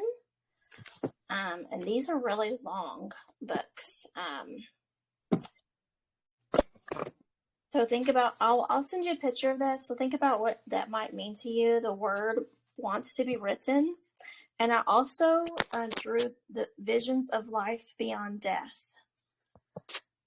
So I don't know if you're starting to experience orbs, people coming to visit you. I have that quite a bit at my house. So, and then I'm going to send you the book on what these cards mean, because these are really, really spiritual cards. Wow, Steve, that's crazy that you say that. They're very, I mean, these are very intense spiritual cards, and like the book is super long on them. So I'll send you a picture of those, and then I'll do what you need to know, grow and let go when Brad finishes with your astrology reading. Yeah, what Stacey's saying, man, you are interesting. She said that because your moon sign is in Taurus, right? You have a Taurus moon, and it's 12th house, so that's interesting because 12th house is like we represent this emotional sensitivity in subconscious realms. Like you definitely connect to these realms. I think you see spirits a lot because it's in your 18 degrees. It probably. I also want to say you have vivid dreams a lot too. That correspond to your reality a lot. Like your guides talk to you a lot in your dreams, and this will make you enjoy mystery. You tune into the subconscious realms that others cannot perceive in your 12th house. So that's exactly on line what she's saying. Like on par with what she's saying. That's why I'm like, wow, this is the universe is telling me like, and this can make you very overly sensitive to other people's feelings and instinctual emotions with people. Like you just have this ability to connect emotionally to people, different than other people. And at times you may feel the need to keep secrets and not share private feelings and emotions. You keep them bottled up inside. So you got to learn to let that out, or not hold on to or release that. And at times you can be anxious, overly anxious because it's in your 12th house. Okay. Which makes you very sensitive and you feel a need to escape from, the intense inner awareness of what you know you need like a break, like a chance to release and get away from things.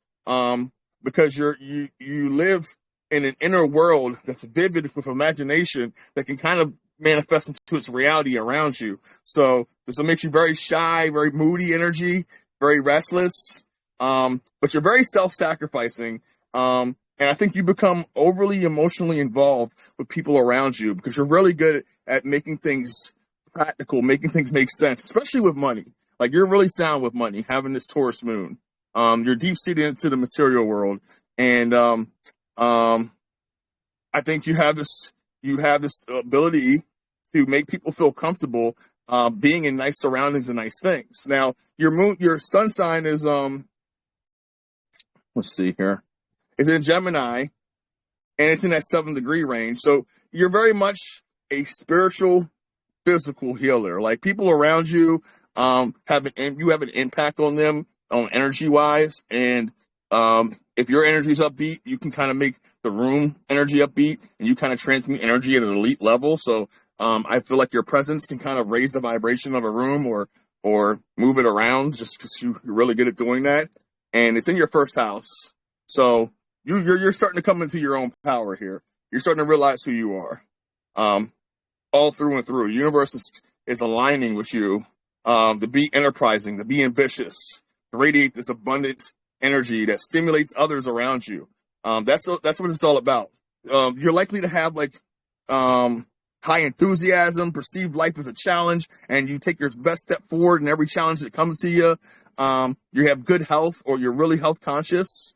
Especially because you have that Pluto and Virgo alignment and that Mars and Virgo alignment. So I know you have health practices that you are regularly checking or regularly doing, whether they be homeopathic. You're definitely not into the pharmaceuticals. You're definitely not into that with having this alignment in Virgo and Pluto. But you're definitely coming into your own right now with this, and having that ascendant in Gemini, you kind of make things happen for yourself. Like you're just a very intellectual, gift of the tongue person. You're able to communicate at an elite level with people. And I think you have power in your voice because when you speak your truth, people do listen to you. So having that is a great alignment for you. Granted that like people need to hear what you have to say because it's very, very much of a groundbreaking spiritual shaking type of deal when you speak. people who have this placement in their chart, especially in Mercury, tend to learn practically from schooling and apply that education to common day knowledge. And when they have a spiritual alignment like that, they make things make sense for people, especially in times of need. So you have a huge reservoir of knowledge. Keep sharing your knowledge to people and keep speaking your truth, because you have like this artistic mindset that's like but like you have a strong way to believe what you want to believe, and a lot of times what you believe is 100% accurate. So don't hold back on what anybody else has to say. Speak your truth, because it is resonating with people, even if they don't like it or not.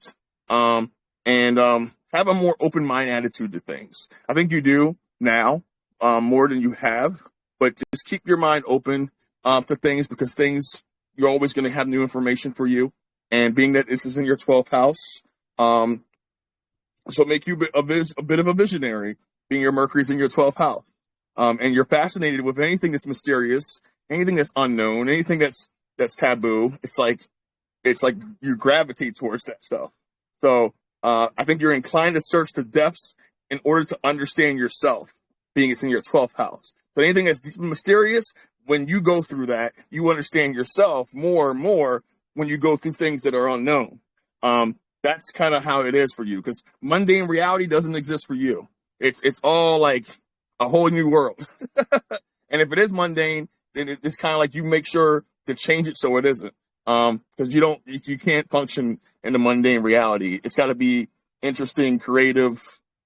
I would almost say taboo, and avoid dealing with people being evasive in their communication with you. Like, you're so direct that if they're not communicating with you in the way you want to, avoid them, because that's your 12th house. Your 12th house of Mercury is kind of like, if they're not communicating on the proper way, either let them go or just don't absorb all that energy from that person. But most of the time, I think if you're in that situation, those people are listening to you. You're not having to listen to them, because you have this power in your voice to kind of command a room. And people are silent when you do talk, because they're taking in what you're saying.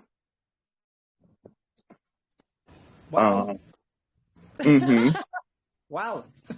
Yeah, you're a lighthouse. I mean, you have it in your Venus, and it's in Gemini. So Venus, and it's at 20 degrees. So you attract people around you. People see your light anywhere you go. Okay, so and that's why I'm saying they probably start conversations with you just because they feel comfortable, because your energy is like opening, inviting to them, and you're really talented. Whether it be you're really creatively inclined, artistically inclined, either music or writing.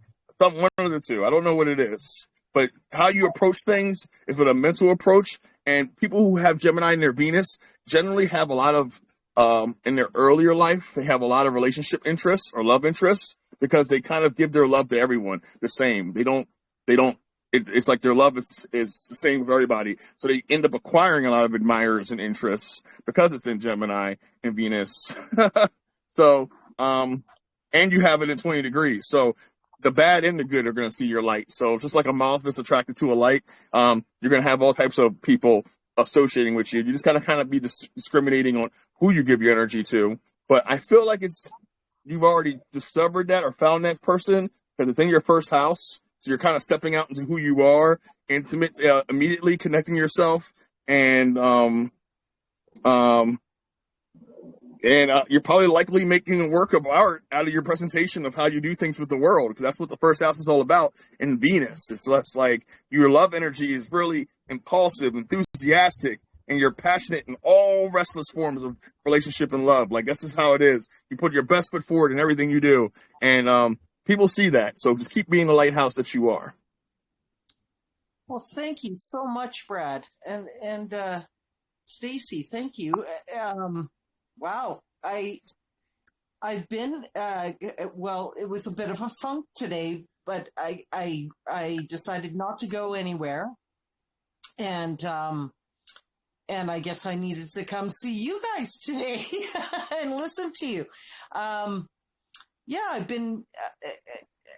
As for the thoughts, or sorry, in the dream state or what have you, I really haven't picked up anything there as of yet, but I was thinking that my time might be coming. But I was sitting outside a couple of weeks ago, and I was in prayer, and I decided to look up, and I says, you know, if you guys are taking, you know, looking after us, you know, you send me a signal, right? Because I was seeing the stars, and I could see ships that were going back and forth just with my naked eye, and I was looking off to the one area by a tree, but 3 flashes had come out of nowhere in about 3 seconds apiece, and I thought, oh, okay, thank you.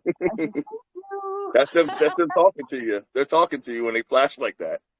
Yeah. So, That's awesome. Yeah, I just happened to be outside at that time, and I was just being very grateful at that point.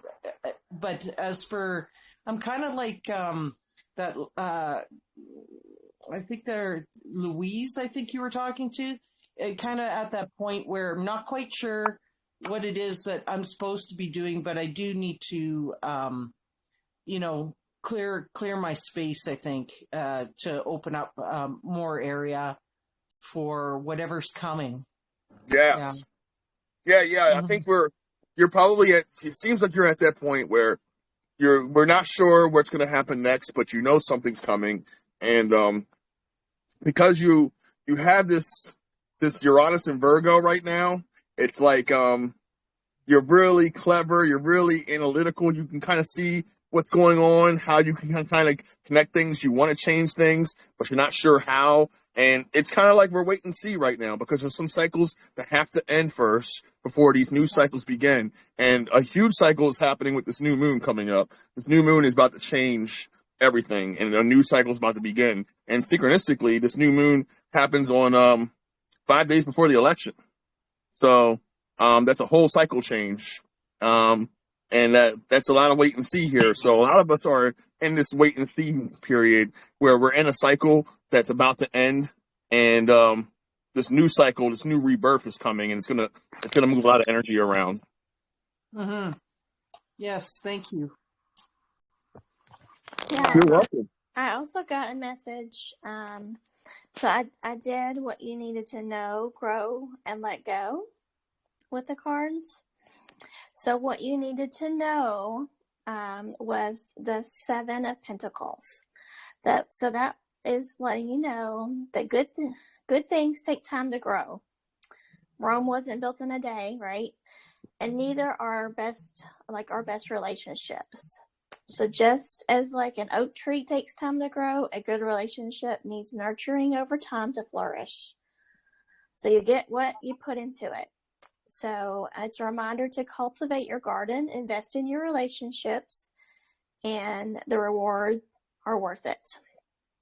That's what you need to. I like that. Yeah. What you need to grow is the judgment. Now, the judgment, it means like you're like at a significant crossroads in your life. And you're being called to reflect on your past actions and the impacts that they have been on your life. The universe is urging you to take responsibility for your decisions and move forward with a renewed purpose. You need to reassess your life and make any necessary adjustments and align yourself with your true path. Embrace the awakening and know that it's time for a positive transformation in your life. And what you need to let go is the 6 of Wands. The 6 of Wands is talking about needing to let go of any negative self-talk, to take actions towards your self-confidence. You may be feeling stuck or blocked in your spiritual journey, but the universe is encouraging you to trust in your abilities and your unique path, and take time to reflect on your strengths and find ways to develop them. Remember that setbacks and failures are a natural part of growth, and that you can overcome any obstacle with determination and perseverance. Sorry. So, I hope that it helps. Yeah. Hey, Awesome. Yeah.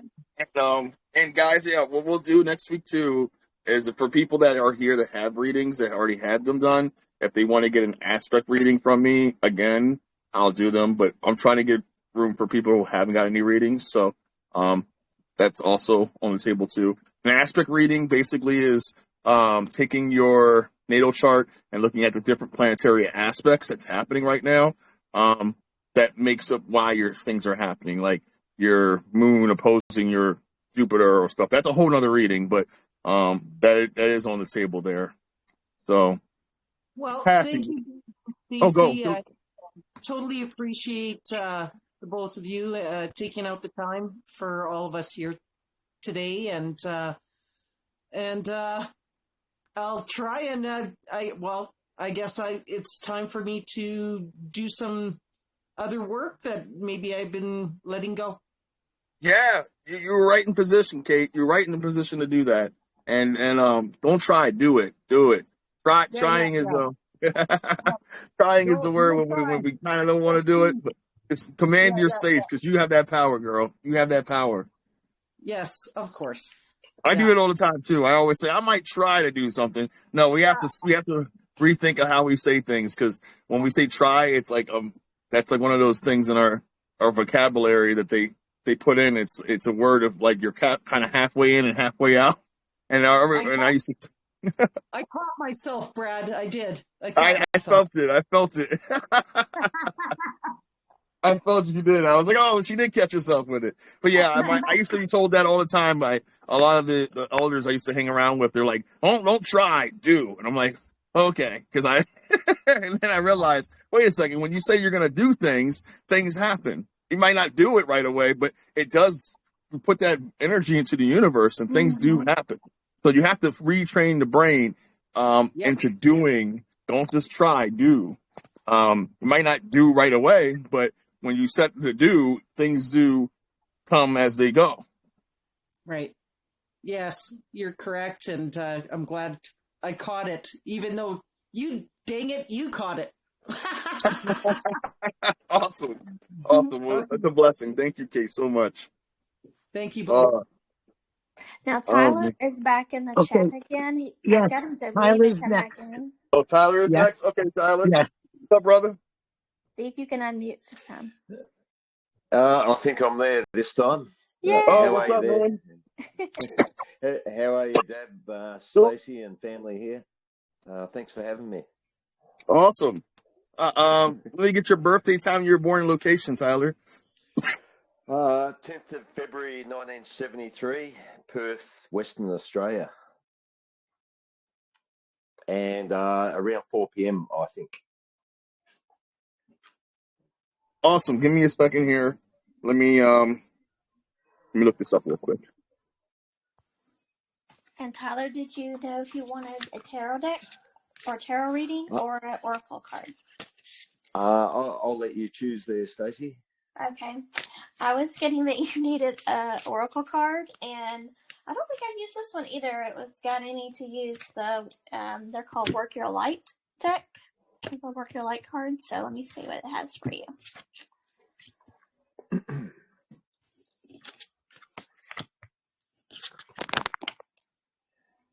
Okay. All right. So I got, it says, Unbound. Releasing soul patterns, contracts, and past lives. That's interesting. And then I got Transformation. Things are changing at a cellular level. Deep healing. And I got Yes. Just say yes. Is it somebody knocking at your door? It's time to open it and say yes. Yeah, I think so. I'm traveling a fair bit, and something's coming to me. I'm just trying to connect. I'm not too sure what I have to do. Yeah. But I'm speaking to my angels nightly, and traveling of a night time, and dreaming a fair bit, a bit of astral and a bit of lucid. It's good fun. Yeah. Awesome. I'll send you a picture of these too. Okay. Man, Tyler, man, you're an all around healer, brother. You're very spiritual. You're very intuitive, man. Your person you're becoming right now, it's just intuitive. I would almost say you're very much psychic. Um, you're very much an empath.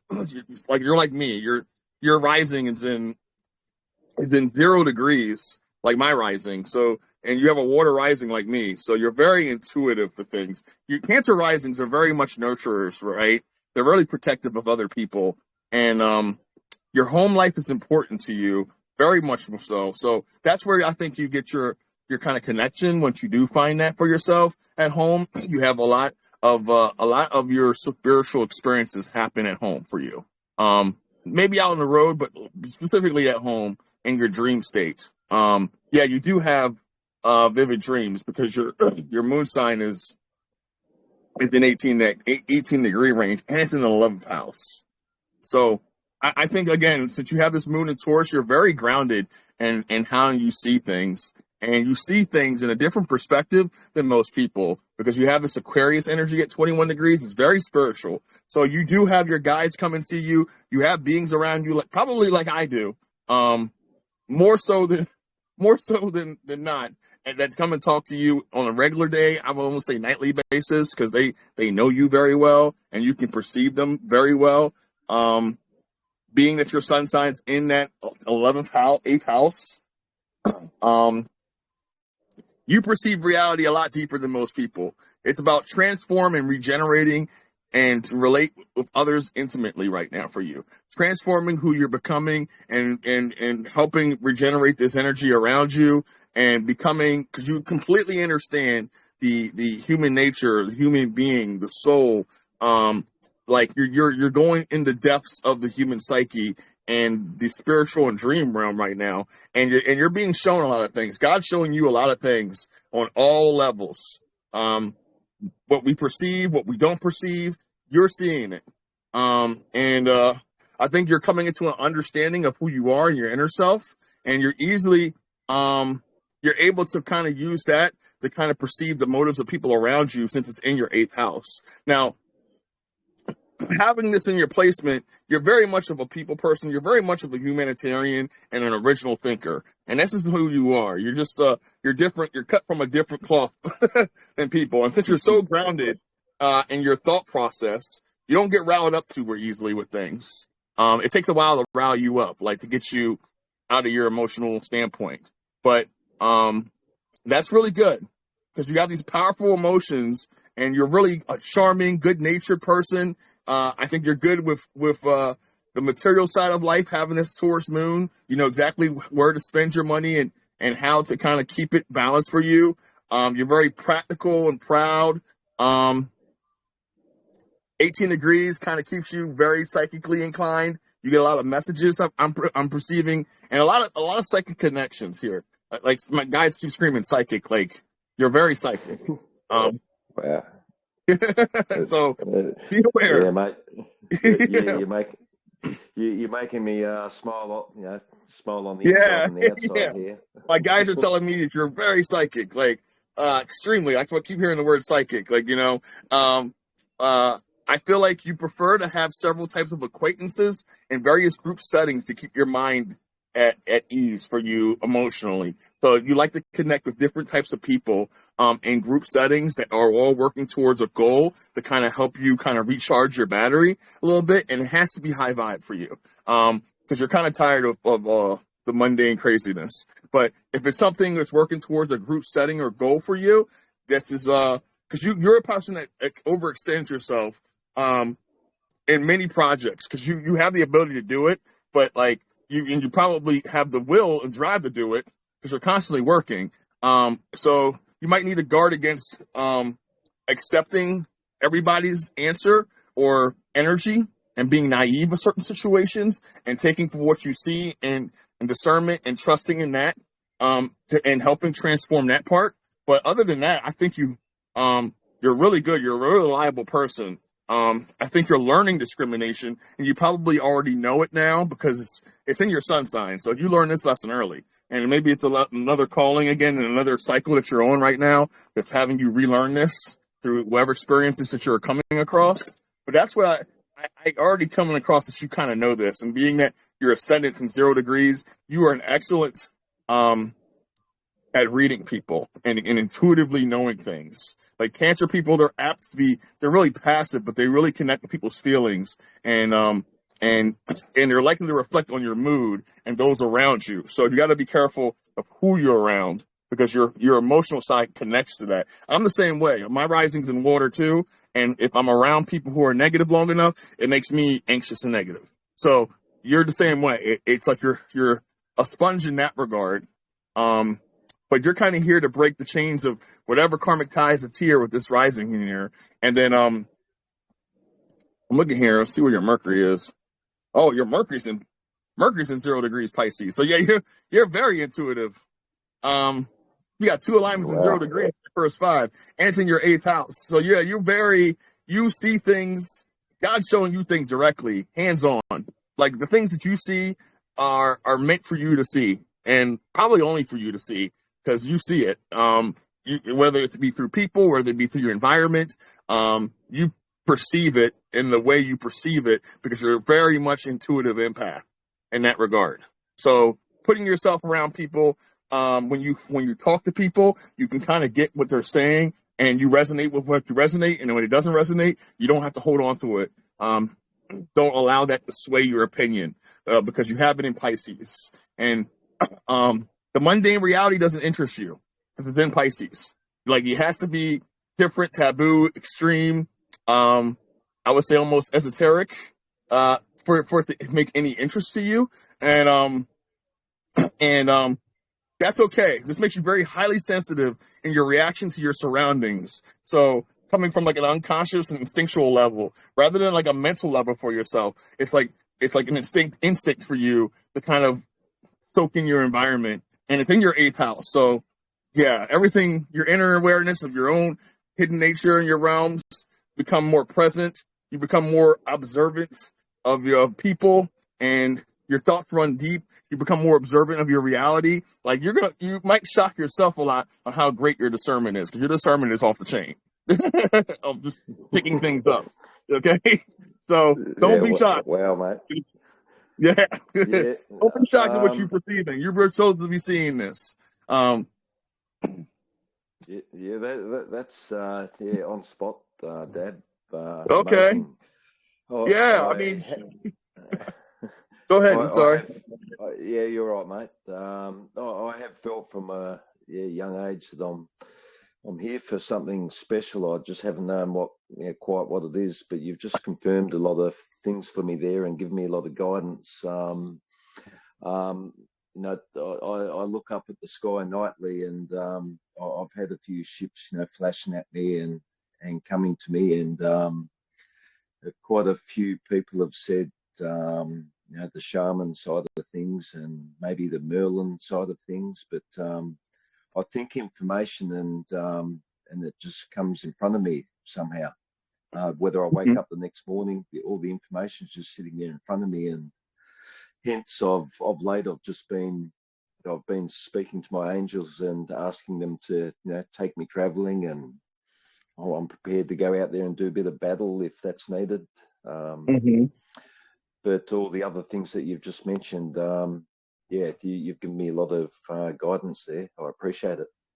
Yeah, no problem, brother. No problem. Thank you. And like I said, keep doing that, man. Keep trusting in your guidance. You have this gift, and your action planet's in 28 degrees Sagittarius. So another way God's speaking to you in a lot of different ways, but intuitively He's gave you the gifts to perceive your reality so accurately that you just know, and you know when you know, and you know what I'm talking about, because it's a direct communication with you. So when your guides talk to you, they're talking to you, and it's similar. Like, I almost would say, you understand it because of you see the same things I'm seeing regularly. So keep trusting in that, man. You're right there.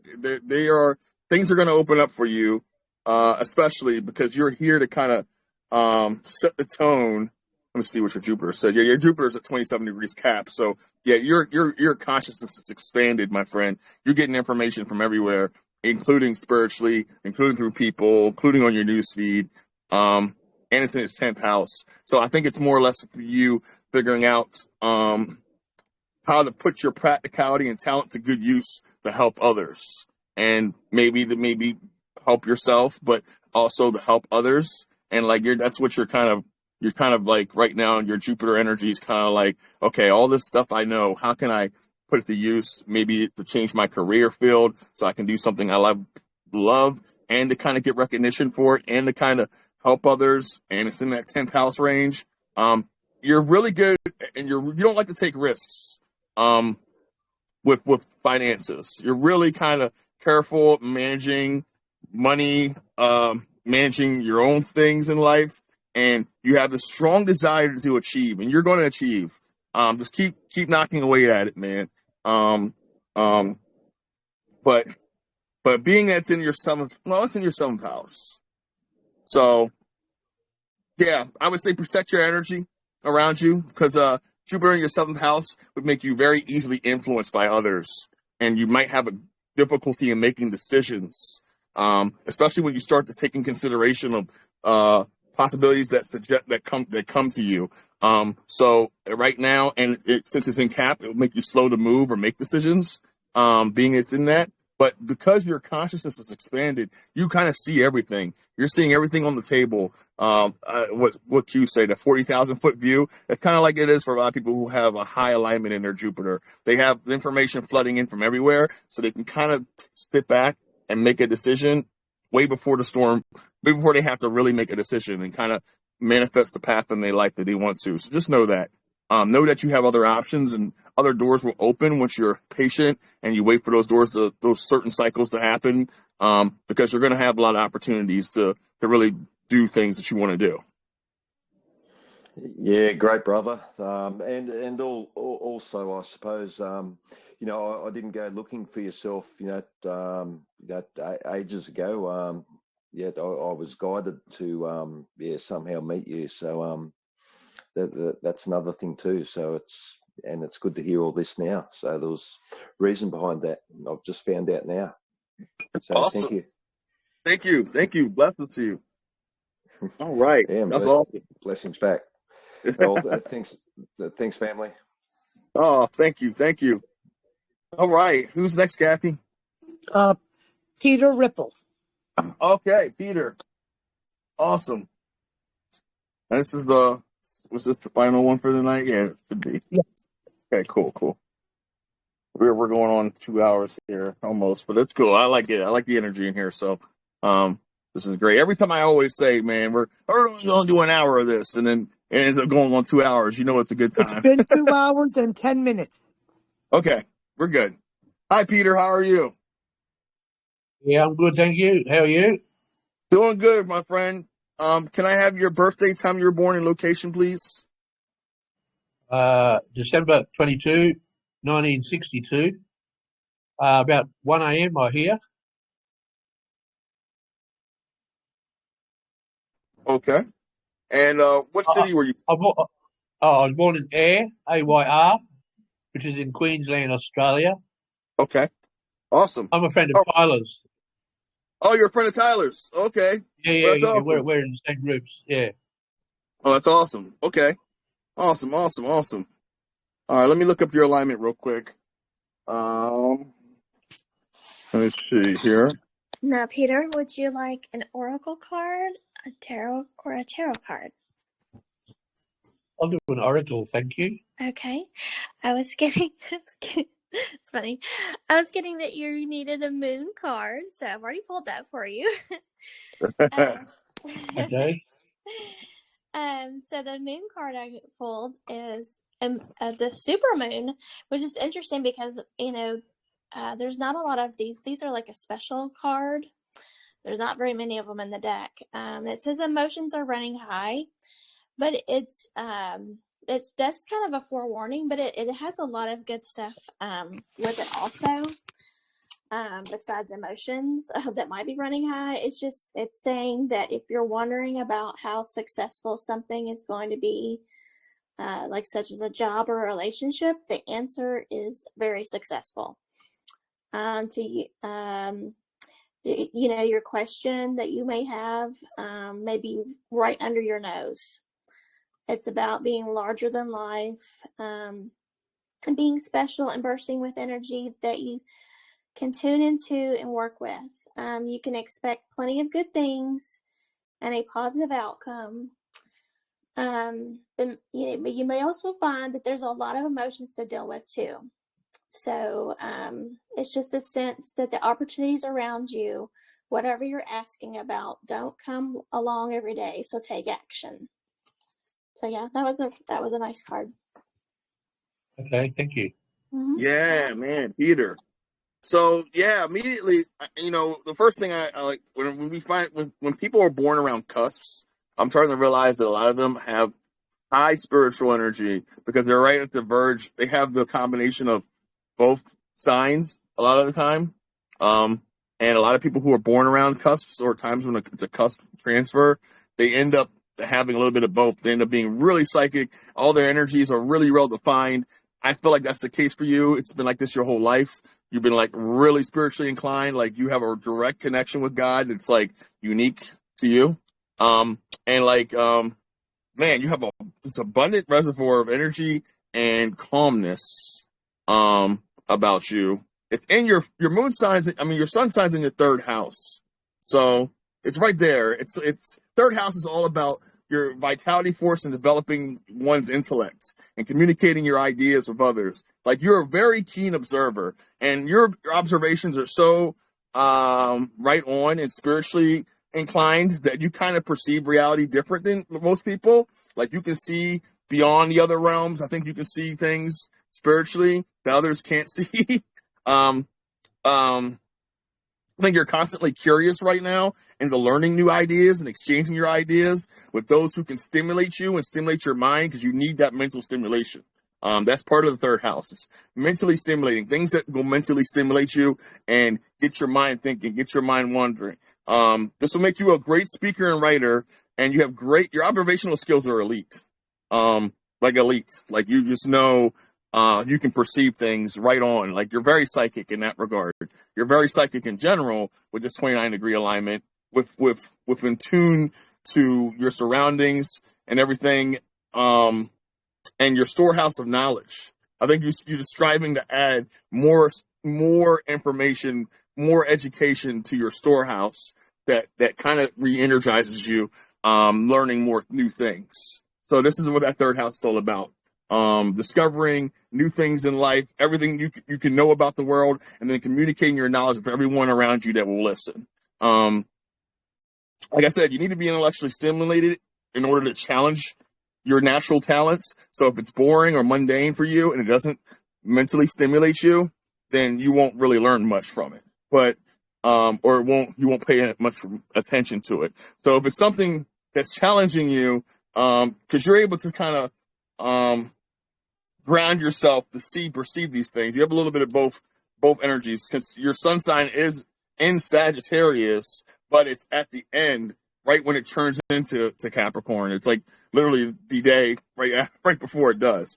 So that 29-degree alignment is very powerful connection, and it's been like that your whole life. Now your moon sign is powerful too. 28 degrees is in your moon sign, so I would almost say you're very spiritually inclined. You're kind of like Stacy. You have this gift to connect with people, read people. You're very psychic. You're very, I would almost say angelic in a sense with the psychic connections. Like you're just right on time.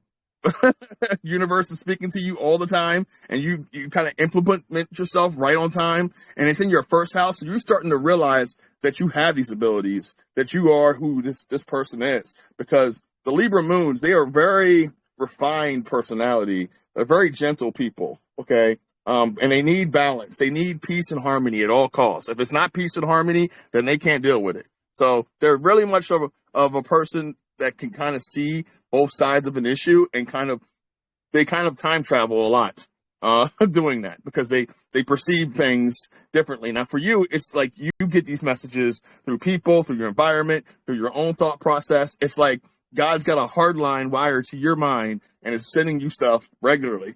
And I think you have to be careful. And this is what you learned earlier, is not to please everybody. be aware of being all things to all people, but you learn that you don't have to be that. You're knowing who you are now. You're stepping into your power. Maybe back when you were younger that you were like you had to do that, but now you're comfortable. You're confident in who you are. Your identity in the world depends on who you're around and what you're doing, and you reflect on your environment as such. So that's a big step for you. So if you're in a serene, peaceful environment where that cultivates your spirit, then you become a cultivator yourself. Oh, I just seen an orb. Oh, okay. And I know I'm on the right path now, so I'm seeing orbs over here. I think you have a strong imagination, and that helps you in these higher realms of consciousness, because the key to going in higher realms is having a strong imagination, being creative. That's like the paintbrush to these higher realms, because you can perceive things a lot easier when you have an imagination. Not to say those things are imaginative, but it helps you perceive things better, because in these higher realms of consciousness and densities, things that we won't think about are presentable to those individuals. So I think you're being comfortable when you're in action of something, and not to be stagnant. Okay. Because that's what you're good at. And your rising is in Libra too, and it's in 15 degrees. So you're very much of a manifester in the regard of your intellect and just being able to make things happen, speak things happen. You're like I said, you're a seeker of harmony and beauty. It's got to be balance. It's got to be peace and love. If it's chaotic and it doesn't harmonize for you, don't deal with it. I wouldn't even I think you are aware and want to be around it, because you can sense that within people now. Before, you probably allowed it in your circle, but now, since you've been through a couple houses and you're at this return, your Venus return, your planets have returned, you've kind of learned these lessons, and now you're striving for harmony between these polarizations with things. I feel like you are a diplomat on helping keep the peace with people, and your input is kind of needed. Being that you're able to do that, because you can kind of perceive things when you're there. Like, you definitely are a peacekeeper, and I see that within you. You go out of your way to not disrupt too many apples off the cart, but you are a peacekeeper, and I feel like you have this energy that kind of helps perceive that. Now, want to look at your other things here. You have your generation is here to kind of shake things up. Your Uranus in Virgo is basically, you're here to kind of bring in these things, make our reality easier to kind of navigate. Everybody who has Uranus and Virgos, those are the people bringing in the medbed technologies. Those are the people creating the stuff that's going to help the collective. And they're really hyper conscious about their bodies and their health. I believe you're already practicing these practices now, being that your Pluto and your Uranus is in Virgo. So you definitely use crystals. You definitely are into natural medicines. You try to stay away from anything that's man-made, pharmaceuticals, whatever that may be. You're already on that path in that regard, because of your two outer planets being in Virgo, that Pluto and that Uranus. But just know that the experiences of you wanting the better society is a calling from God, it's in your alignment energetically for you to be like that. And that's why you're here to do. It's kind of like revolutionize and bring these whatever technologies and creative mindset that you do have to the collective. And you have this energy to do it, because that drive you have in your Mars and Leo at 24 degrees is a powerhouse. That's where you get this energy where you're able to push yourself through things, and when most people are like tired, you got the energy to get it done. And it's screaming because it's in Leo at 24 degrees. So you always put your best foot forward when you do stuff, and you immediately are attracted. Like, when you do that, animals are attracted to you, children, people, like, you have this immediate magnetism to you when you put your best foot forward in things. And it's that 24 degree alignment in your Mars that allows you to do that. So just know that you are where you're supposed to be right now, especially now you're coming into this zone of knowing who you are, and being that your Mars is in your 11th house. I think you tend to get your own way with things too, because of your outlook with things, because you're very proud of what you know, having this Leo in your Mars. I think the unknown possibilities of everything happening excites you, because it's not conventional, And it's in like 11th house. It's like not knowing what's going around the corner, but you're always going to hit it every day at 100 miles an hour. That's that energy that you need to go out it with. And eventually you're gonna discover exactly which direction you're heading to. Everything's gonna align for you if it hasn't already, because you're one of those people that kind of gets the message early of what's going on about yourself. So I think you already know all this. You have such a high alignment. God's been talking to you every day, almost every hour of the day. So, yep, I think pretty accurate. I'm definitely very creative, and I can see things before others. Like my BS detectors turn up high. Yeah, definitely. I don't know why. I just see things that others don't. 2 weeks later, they come back and say, "Well, how did you know that? How did you see that?" But, oh, I don't know. I just did. But, yep. Yeah. I had a few other readings over the years, and that one recently by a lady who's been doing it for about 35 years, and she said that I was here because I said I was a humanitarian. She said, "No, you're here for bigger purposes," and she used the word emissary. So that pretty much links in with what you just said. Person to keep the peace, or yeah, I'm definitely a leader. I know that. I've been a leader in my business life, for the past 40 years. So, yeah, I know. Yeah, that's accurate. That's awesome. Yeah, yeah. You're here to keep the peace, definitely. And yeah, you definitely are a leader. Okay. Even if you don't recognize yourself, you've always been. I think now you're coming into your own of now noticing this. But yeah, you're definitely a peacekeeper. Like you're the one that people can come into and share things, and kind of you see both sides of the issues, and you're able to kind of target what needs to keep the peace and keep the harmony and the vibrations right. You get the visions. You do have that a lot. Being in your moon sign is in that Libra in 28 degrees. So you're very psychic, man. Like I said, you're similar to Tyler. You and Tyler are probably really great friends because you guys perceive reality at a different level than most people. So your discussions are probably very spiritual, very high energy, because you guys have both got a hard line towards source. Most people have that, but not to a degree like you guys do. Like you guys have this unique connections. It's because it's in your sun sign. So whenever you have a high spiritual alignment in your sun sign like that, it's a different perspective of life, of how you view things, and you perceive things a lot differently beneath the surface more than most people. Like the messages you get are through everything, your whole experience. So just know that you are here for a reason. Everyone is, but specifically there's a higher calling for you, and it's going to happen for you very soon, if it isn't already happening now, because you're coming into your power now. So once you fully embrace that, your reality changes instantly.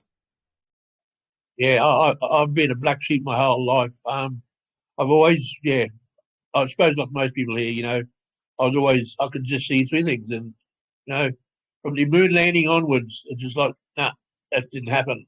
And others, been crucified my whole life for it.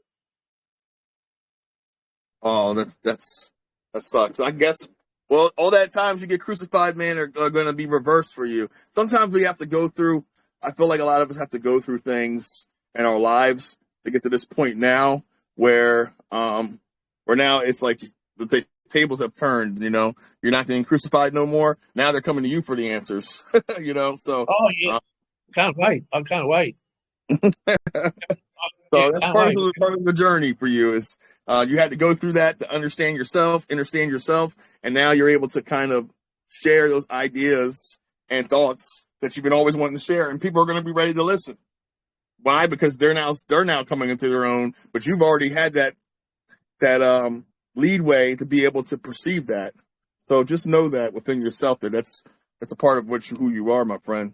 Even when I was being crucified, even when I was 7-year-old for the moon landing and that, I knew I was right. I just didn't care what what the other people said. I knew that man never landed on the moon, and I just didn't care that they thought that it was real. I just knew it wasn't. Right. It never bothered me. Huh. Interesting. Yeah, people have us arguing over things that are out of our control too. Like you know, if the Earth is flat, if there are people on the moon, and then because we've been installed with information our whole existence, we're starting to come into the truth of what our reality really is. So it's kind of a wait and see thing, and a lot of these people that were questionable about certain things are going to start seeing themselves and coming around, and then changing themselves. Like, there are going to be a lot of people asking questions, and that's what we're all here to kind of do. All of us are that are consciously awake are here to kind of help those souls and individuals that need the understanding of what is happening right now in every level of life, whether it be space, whether it be relationships, whether it be loving yourself, whether it be sports, every level, what's going on. We need assistance, and at every level is kind of got a question mark there, because we've been lied to so much about everything that now the leaders. This is where what I'm saying is the universe has created new leaders for this planet that are now taking their power back. That's another transformation that's happening right now. Is the old guard is being I wouldn't say the word executed, but yeah, being executed or released, and the new energy, the new spiritual leaders of this planet is rising like the phoenix, and it's a lot of people. It's all of us. Everybody's tapping into the crystal's consciousness. So that's changing the dynamic of everything now, from being controlled with things to now taking our own power back, and now everyone has the control of their own energy, and not from a source that we can't trust or reflect from. Okay. Yep. Let's do it. Yeah. Oh, yeah. So, yeah, guys, I do private sessions. If you guys do want a private reading from me, they're a lot more extensive than how I'm doing it tonight. I do provide galactic chart readings. I think I do it all in one. I group it all. I do 3 different readings for one deal. So it's a pretty big, extensive reading, but it's a lot of information and kind of checks all the boxes. And then if you also want a tarot reading or a Reiki healing session from Stacy here, please DM us. And if you have DM me, I'll get back to you guys, because I see I did get like a lot of DMs right now. So I will get back to you. Please just give me some time here. And thank you guys so much for this week's session. I hope everybody here has a better understanding of who they are. And if you aren't, for next week, be here next week. We'll do it again. I'll try to bring in some other people on here that do readings and stuff too. But for the most part, know who you are, your worth, your power. Things are changing. We're about to have a whole new world that's going to unfold for us, and we're already starting to see the makings of it. So that's why it's kind of important to know who you are, because it's best served if you know who you are, the best help everyone around you. Because that question is, when they keep us kind of, the worst thing you can do to a soul is shock it into amnesia, so it doesn't know who they are, and then they can't help their reality or others around them, because they don't even know who they are themselves. So discovering who you are, going from within to get those answers, even if you have to hear it from somebody, is crucial. And once that happens, once you kind of, even if you kind of even hear from a stranger, it sparks the confidence in oneself to then go about researching who they are, or even just taking their own power back. And that's just very important. That could be a life lesson for a lot of us. It's just to learn to take our power back. That could be why we're here. So just know that, and know that this is all a part of the plan, because in the Bible, and I don't like to quote the Bible too much, but in the Bible, a lot of the disciples were actually different natal chart alignments and philosophies of life. So they're all kind of connected. Everything is connected. The universe, the religion they even were teaching us is connected to the natal charts. And this is universal teachings that's in us already, that we are being regurgitated to, that we naturally already do. So just know that, guys, and keep being the lights that you are. Keep shining your light. Keep helping others. Be of service to people. Don't be service to yourself all the time, because that's all that they teach us and shove down our throats. But now we're healing ourselves and being able to really understand who we are. This world's going to be a whole different world once this starts going, guys. All right, Kathy, that was it, right? Kathy? Yeah, there was somebody called Crickets.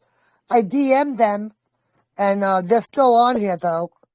And I let them know they could have their reading first next Friday. Yeah, I'll put them down on the list in Crickets for next Friday. Okay. Yeah. Oh man, this is awesome. I'm going to let's see. We're right there on the 2-hour, 30-minute mark. Okay, so that's cool. Perfect. I want to thank everybody for being in here, guys. It has been awesome. And I thank you guys for listening and being patient. If you guys are interested in a reading, I highly encourage to get one from either me or Stacy. Stacy's amazing at doing her Reiki. So if you need like attachments removed or polishing of chakras, or if you have trouble sleeping, she's got like a really great healing method to help with all that. And if you want a more personalized reading, I put Kathy to sleep in 3 minutes. yeah, you put Kathy to sleep yesterday. I think you almost tried to put me to sleep too, but I did. I was up for 48 hours. I could not sleep. And then she did a 3-minute session, and I don't remember anything. You do. You do remember the last thing you said. It was so sweet. That I remember, but I don't remember passing out. Yeah, you do remember, like you say, that's the last thing you said to me too. It's like, you're like, oh, there's a bunch of animals in the woods. I'm like, okay, but they're safe and they're not gonna harm you. And they're like, oh no, I'm petting them all. I was like, oh, it's so sweet. And you remembered that. It was so sweet. It's just like Kathy too. She's great. Yeah. So if you guys want a personalized reading from her, please DM her. She's amazing. And share it around. If you know somebody that needs a reading for the next session, please share this with them. And I appreciate all you guys.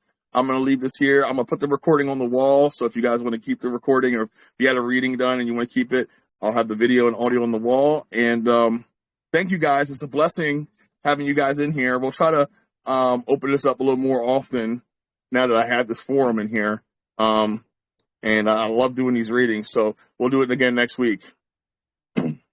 So I'm going to leave this here and stop.